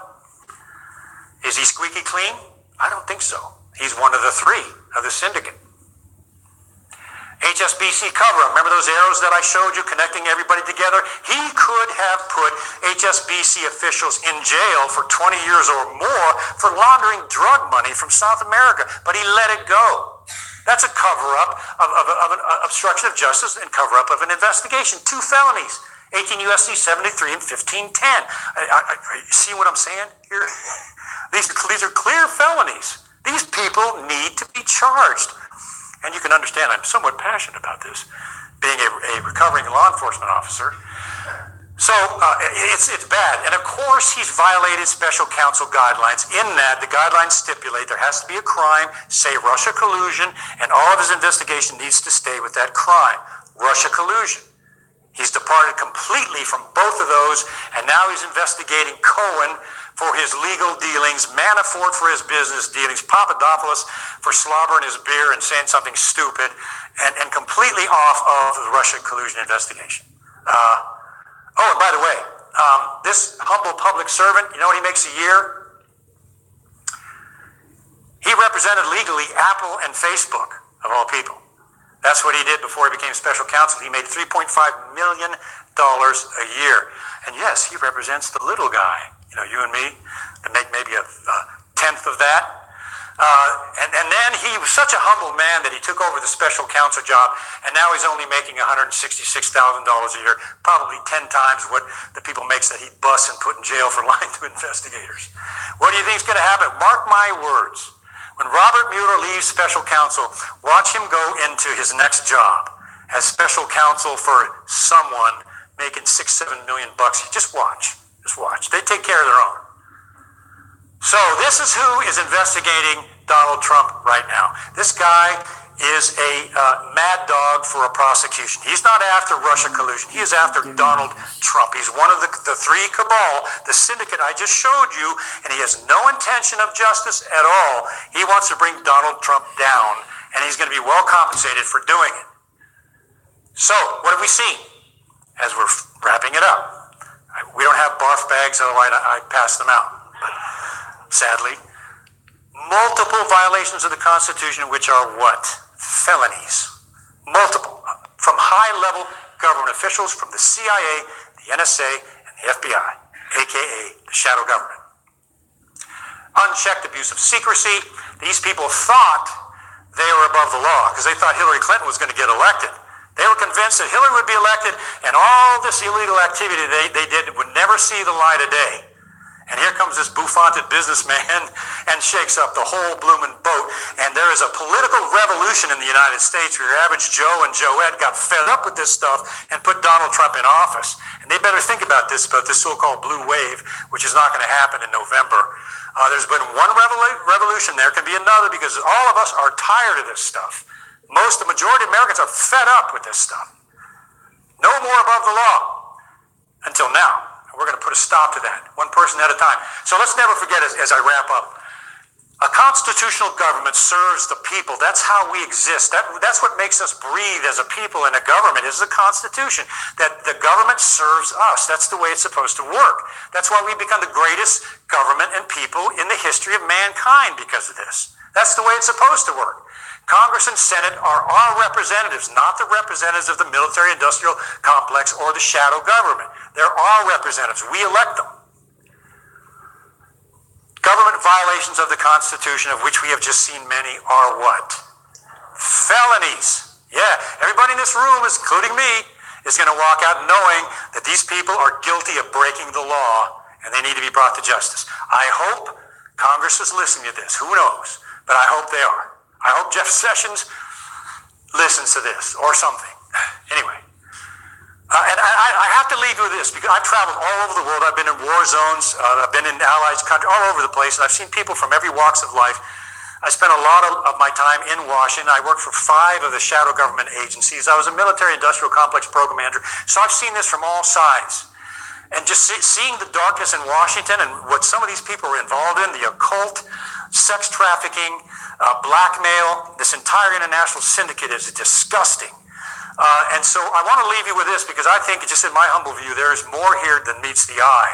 I think there is an invisible war. And if anybody's ever read Ephesians 6:12, for our struggle is not against flesh and blood, but against the rulers, against authorities, against the powers of this dark world, and against the spiritual forces of evil in the heavenly realms. In my humble view, that's what's going on behind the scenes in Washington, because this stuff is beyond reason.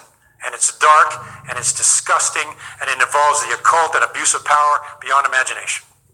So as I wrap up, I always leave everybody with this, because it is so important. The currency of the shadow government, especially their weapon, is fear. They want to make us afraid of it. It's kind of like the Wizard of Oz. The big scary face, I'm Oz, I'm going to destroy you. And then the dog pulls the curtain away and there's this little guy doing the levers. That's the shadow government. Their only weapon is fear. So when people, let me just close with this. When people fear their government, there's tyranny. But when the government fears the people, there's liberty. Thanks, guys. Appreciate it. Thank you very much.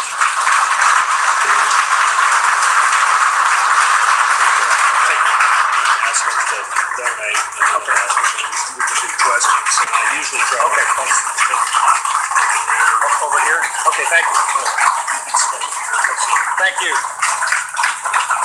Okay, we're going to do a question and answer, and I'm going to hand the basket around, and I'm begging y'all to be as generous as you can because it cost me a whole lot of money to get him here. So. While you're doing it, I guess we can take questions. Yes, you want yes. me to stay Take here questions. or walk over there?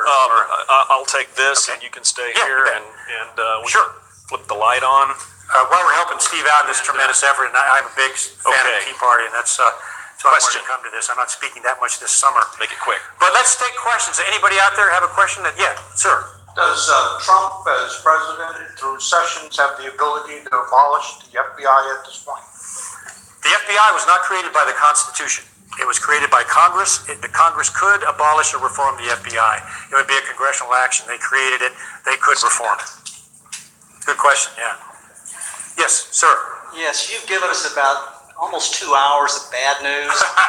Sorry about that. There was one item of good news. Could you remind me what that was? Well, the one item of good news, it was only 2 hours. But no, I go back to Admiral Mike Rogers, the unsung hero, really, because I have to research and wallow in this garbage, and it gets pretty depressing at times. The good news is there are good people out there. Most people in the lower parts of the government are good folks that have clearances, hardworking people. That's not the problem. The problem is at the top. This is really a lot of bad news. The good news is this, you guys. You guys are the heroes. The good news is you're here. You're motivated enough to be here, and I know that you're people of action because you're affiliated with Tea Party and conservative groups. That's the good news because this is a whole lot of bad stuff. You're right. Anybody else? You mentioned in part of your presentation that some of the information we could Google it.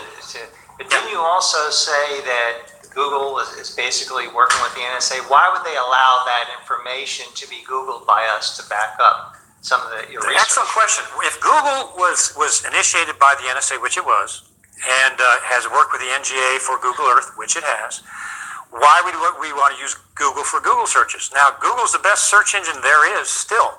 And of course, they allow you to search everything you want. That's how they get the convenience in there. There are other alternatives that are coming up. DuckDuckGo, where's Sue at? DuckDuckGo is one of them. They're coming up with some alternative searches. Google is a fantastic search engine, and that's why people use it. But the fact is, it was started, and its roots go back to the NSA, without a doubt. That's a good question. Yeah. And they allow people to do it. That's what they do. It's convenience that causes us to give up our security, including our droids and our cell phones. They're tracking all of us. So the privacy is dead. Yeah, your cell phone is the best bug ever invented, and they can listen to you even when the thing is off. And NSA has been caught doing that. Yes, ma'am. In my opinion, do I ever think any of these crooks will be prosecuted? I'm hoping that's one of the reasons I do this. If you would ask me that 4 years ago, I would say no. Now, I think there's a real possibility because this stuff now is out in the public. All these felonies and violations in the deep state. There are books about it now. Even Congress and Senate are talking about the deep state. For the first time in history, it is possible that some of these people can be charged as long as Jeff Sessions gets off his pancake maker and does something. The question is, will he do that or is he going to have to be fired? Yeah, it's a good question. Sir? So I have a question. Jeff Sessions appointed a U.S. attorney based in Salt Lake City, as I recall, to look into this whole FBI matter. Do you have any feel for whether anything will come out of that? Nothing will come out of that. There's corruption. I think it's an El Paso FBI office and other FBI offices are full of corruption, rife with corruption. No, I don't. Okay. I know that was not a good answer, but is money the only motivation for why the Clintons never get in trouble, or is it some of these people in fear for their lives? I think it's the latter. I think it's a massive blackmail network. I think people are in fear of their lives, and I know of actual cases where they are. And those threats have been carried out. One of the clearest cases is Vince Foster, which most of you know about. That is provable, the parts of that case that he was murdered. There are people that are in fear of their lives internationally. They're also in fear of their lives financially because the Clinton syndicate can destroy you financially. If they want to, they can destroy your election, and they can destroy your office. That's how huge they are. So threats and blackmail, I think, are a large part of what they do. These people, in my humble opinion, at the very least, are sociopaths and maybe worse. Hey, don't leave. Yeah, we got a question in the front here. Can we get two of them? Yes, I was wondering if the CIA or other government entities are involved in or profiting off of human and child trafficking. That's a big one. I have seen no evidence that the CIA is participating in human trafficking. There's a lot of evidence ongoing and continuing that they have participated in drug running, international drug running. Now you got to remember, the CIA is like a secret castle that's compartmented, and everybody in there doesn't know what the upper levels are doing. So I have not seen that. I was in all 4 different directorates. I never saw anything regarding human trafficking. That being said, with the Clinton initiative in Haiti, their program manager was arrested for human trafficking, and she's in jail. I think she just got out of jail. She spent a light sentence. So on that side of things, yes, there is human trafficking. The CIA, I never saw that. Before I ask my question, can we get these slides? I missed the IG report, the first slide. Well, I can, if you give Sue or somebody your email address, I'll send you a copy of that particular slide, or I hold on to these for obvious reasons. I kind of want to stay breathing, although I've kind of stepped over that line already. But I can get you that one. So with the Fed, the Federal Reserve was given its charter by Congress, and so theoretically they could revoke it. Yes. Yeah, I don't hold my breath out. What can we do as taxpayers and individuals? How do we fight this corruption? Yeah, I mean, I get that question hundreds of times, both after these messages and on the website. You know, what can we do to stop this freight train? The Federal Reserve being an example. The power is so huge over us that we can't stop it unless there is some kind of legal civil revolt of some, and I mean civil. I don't mean the way what the dark left side is doing now. I mean a civil revolt where we start standing up and demanding an audit of the Fed en masse by the people. It worked for Martin Luther King. His whole movement was based on peaceful, nonviolent demonstration, and anybody that got violent, he threw him out of his organization, and it worked. I think that's what we need today in reference to this. We need to stay peaceful. We need to stay prayerful. We need to stay unified and activated, and then we can make a difference as he did. And that's the only way, because it is a monster. That's a good question, though. Thank you. Was the election of Barack Obama orchestrated by Hillary Clinton, or was that a complete surprise to her? Barack Obama? Yeah. Barack Obama was groomed to be the president by the shadow government and the deep state.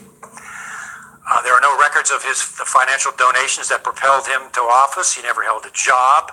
There are no records from his college transcripts or whether he did well or whether he didn't. He was catapulted out of nowhere up into the mainstream light of politics and eventually the president of the United States, and became the most subversive president we have ever had in our history. And Hillary was second rate to the power that the global order had in him, and they just pushed her aside, which they will do. Can you comment on the rumors of the false flag events that occur in the U.S. and what do you know about that? Yeah, you know, that's a tough one because, yes, the United States has engaged in false flags. For example, I had Admiral Ace Lyons on my radio program, the Intelligence Hour, and he corroborated this. Pearl Harbor was a false flag. The government knew, they had the intelligence that the Japanese were going to attack. Roosevelt and others had that information, and they withheld it, moved the battleships out of the waters, and allowed the attack to occur in conjunction with the United Kingdom to bring us into war. The sinking of the Lusitania, where we started the war with Germany, that was instigated by the United States. And the people were lied to, and that thing was intentionally sunk. It goes on and on and on. The Free Syrian Army in Syria is a false flag. Anybody heard of Operation Gladio, where the CIA staged false terrorist attacks in Italy? I think they killed 419 people, blowing things up and making it look like the Italian government did it, when in reality it was the CIA and some Nazi holdovers. Yes, our government has engaged in false flags. I've got a record, I think, of 10 of them. They have, and it is a very difficult psychological line to cross. Most people won't do it. When you cross the line, will our government do that sort of thing? And people wind up dying by the thousands, and when you realize that it has been done, that's a mental line a lot of people don't want to cross, but it's happened, sadly. Sir. Let's see. The left is very good at labeling people and labeling us and labeling people. I look around the room and I see a lot of citizens here.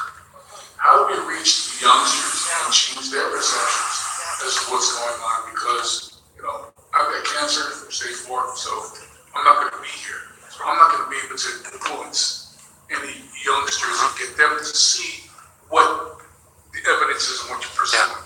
Boy, what a great question. How in the world, excuse me, do we get this message to the young people that are going to be the politicians of the future, the lawyers of the future, the professors? How do we get to them, especially in the colleges? Because they have education, they own it. And that's a good question, because if we don't get to them, it's over. We're all here probably over 20 or over 30, 40, 50. We kind of get the idea, but the younger generation doesn't. What do we do? I get that question a lot. We've got to get this message into high schools and into colleges, and the way I cloak it is shadow government. a lot of college kids want to know about the shadow government, and we got to get in there and we got to get this message to them so that they hear it. And it's not easy because they have the news media, it's lock, stock, and barrel. They have social media, lock, stock, and barrel. They have Hollywood, lock, stock. That's what's against us. And that's one heck of a question because the answer is really tough. We've got to get the message to the young people. And I believe, like Jason Goodman, my friend over here, and by the way, he's on Patreon at Crowdsource the Truth 2 and PayPal.me. Jason Goodman, is that right? Or Crowdsource? Alternative media, and that's the reason I've got him there. He's live streaming this to, we don't know how many people right now. I guess internationally.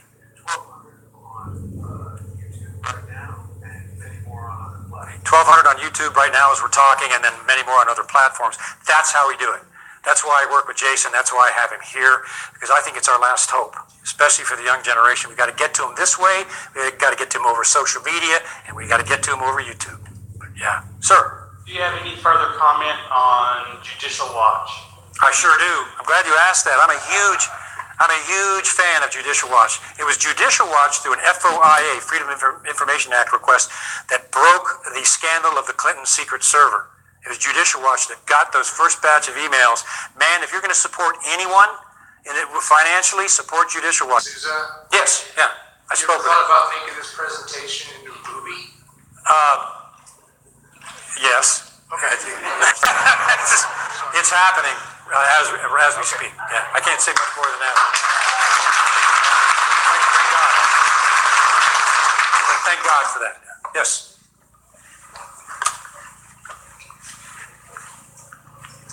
I guess I have a comment and then a question. My comment is I just got back from the Republican convention as delegate. And as was mentioned, you might as well have said it was Geriatrics United. We have a problem in the whole conservative side. And I think one of the areas that we need to be emphasizing is what's going on in our school districts, community colleges. I know that I'm talking to my school board member about curriculum and what's actually going on. We're all interested in how our schools are administered. We need to get into how our schools are teaching our children. Yes, absolutely. The indoctrination that's going on. You're right. Bullseye. Absolutely. Thank you. Here's my question. Yes, please. Here's my question. It has to do with the budget. We just passed the largest budget, and I was very surprised, not especially with Congress, because I think a lot of those people are watching souls. But I'll tell you, I was surprised that Trump signed it so quickly. Would you comment on that, please? Yeah, there was some strategy behind that. If you remember, after he signed it, he said, I am not happy with this bill at all. I think the bill comes up for renewal in 3 years, I think, where he has a chance to sign it or veto it again. So he allowed it to, based on what the speech I heard, he allowed this one to go through to keep things running, but it's going to come up again, and then he's going to hit it a lot more seriously because by out of his own statement, he did not like the bill at all. So he's got another chance to shoot it down. Stand up. This is more of an observation, and maybe you can comment on it. One agency you didn't talk about or include in the shadow government was the IRS. Yeah. Yeah, maybe. Yeah. Well, some of you in this group, Steve and company, know about the IRS. My lovely wife, when I first came out and was talking about the shadow government, we included the IRS. Remember, hon? Then I got audited. From the shadows. I got audited with a $16,000 IRS debt for a state I didn't even live in, Georgia. And I fought them for 6 months while they did their investigation to get them to drop that $16,000 that they said I owed them. You know, that's a doggone good question. We know the IRS is out of control, and I think that's a good point. That's a very good point. And I have my ideas on how we can bring them back, but it's kind of courageous. Just don't pay your taxes, everybody, for 1 quarter and see what happens. But you're right. That's a very good point. Yes. I'll add on to that. Yeah. Judicial Watch is a great organization. I actually contribute to them every year. But the ACLJ, Jay Sekulo's group, were our lawyers for Allen Area Patriots. And before I basically signed and sealed the deal, I made sure that each one of the board members was covered by the ACLJ just in case they came after us individually as individuals, not just board members on a $2,000 a year budget tea party. Okay, so if you got any extra money, Judicial Watch, ACLJ, they're protecting our freedoms. Yeah, that's right. ACLJ is another great organization. Jay Sekulow is now one of the chief counsels for Donald Trump, which I think is outstanding. Yes, sir. I guess my question is, there's so much obviously negative things that we've told tonight. Is there really any chance for the white hats, good people in the agencies, in the bureaucracy, to have a chance to expose all this and actually do something about it? I'm a millennial, and so I'm an older millennial. What really would be appealing to go into a government or an agency or anything if it's already co-opted so bad? Should I just stay out and go around everything like Trump did and be an investigative reporter, journalist, expose everything? That's a great question. No, I think you should become a citizen sleuth, a citizen investigator, like Jason and others, and get out there and do your own independent investigations. If you go the route I did, you're going to sign a secrecy agreement. They're going to bind you for life, and you won't be able to do a thing where it's really needed. So no, rebirth, make journalism reborn, start again, become a citizen journalist, a citizen sleuth. If you have to get a podcast or whatever, do that, because then you're not bound by the monster and you can get the truth out a lot more than if you're on the inside. That being said, I know for a fact there are white hats in the FBI, in the intelligence agencies that are sick of this stuff, and they're doing everything they can to percolate up and stop it. They're there. And there's a lot of them. They're out there. So there's some good people in government that are true white hats. I know one that's a retired Air Force general who's heading up a lot of that, and it's pretty encouraging. But yeah, I'd recommend you do this in education on the outside under the Constitution, using your freedoms, because I think that's the most powerful way. And that was probably the longest video. Come back to see me in about an hour or so, and we'll start the Under the Lights at Daytona, the Camaro series, number 3, Austin Dillon. See you then. Thank you for watching, everyone. Love you all, and thank you for the 5 likes. Please share this viral. Your kids, your family, your moms, your dads, your uncles, your aunts, your grandfathers, your grandmothers is not going to believe what is on this video. Y'all have a nice day. Period.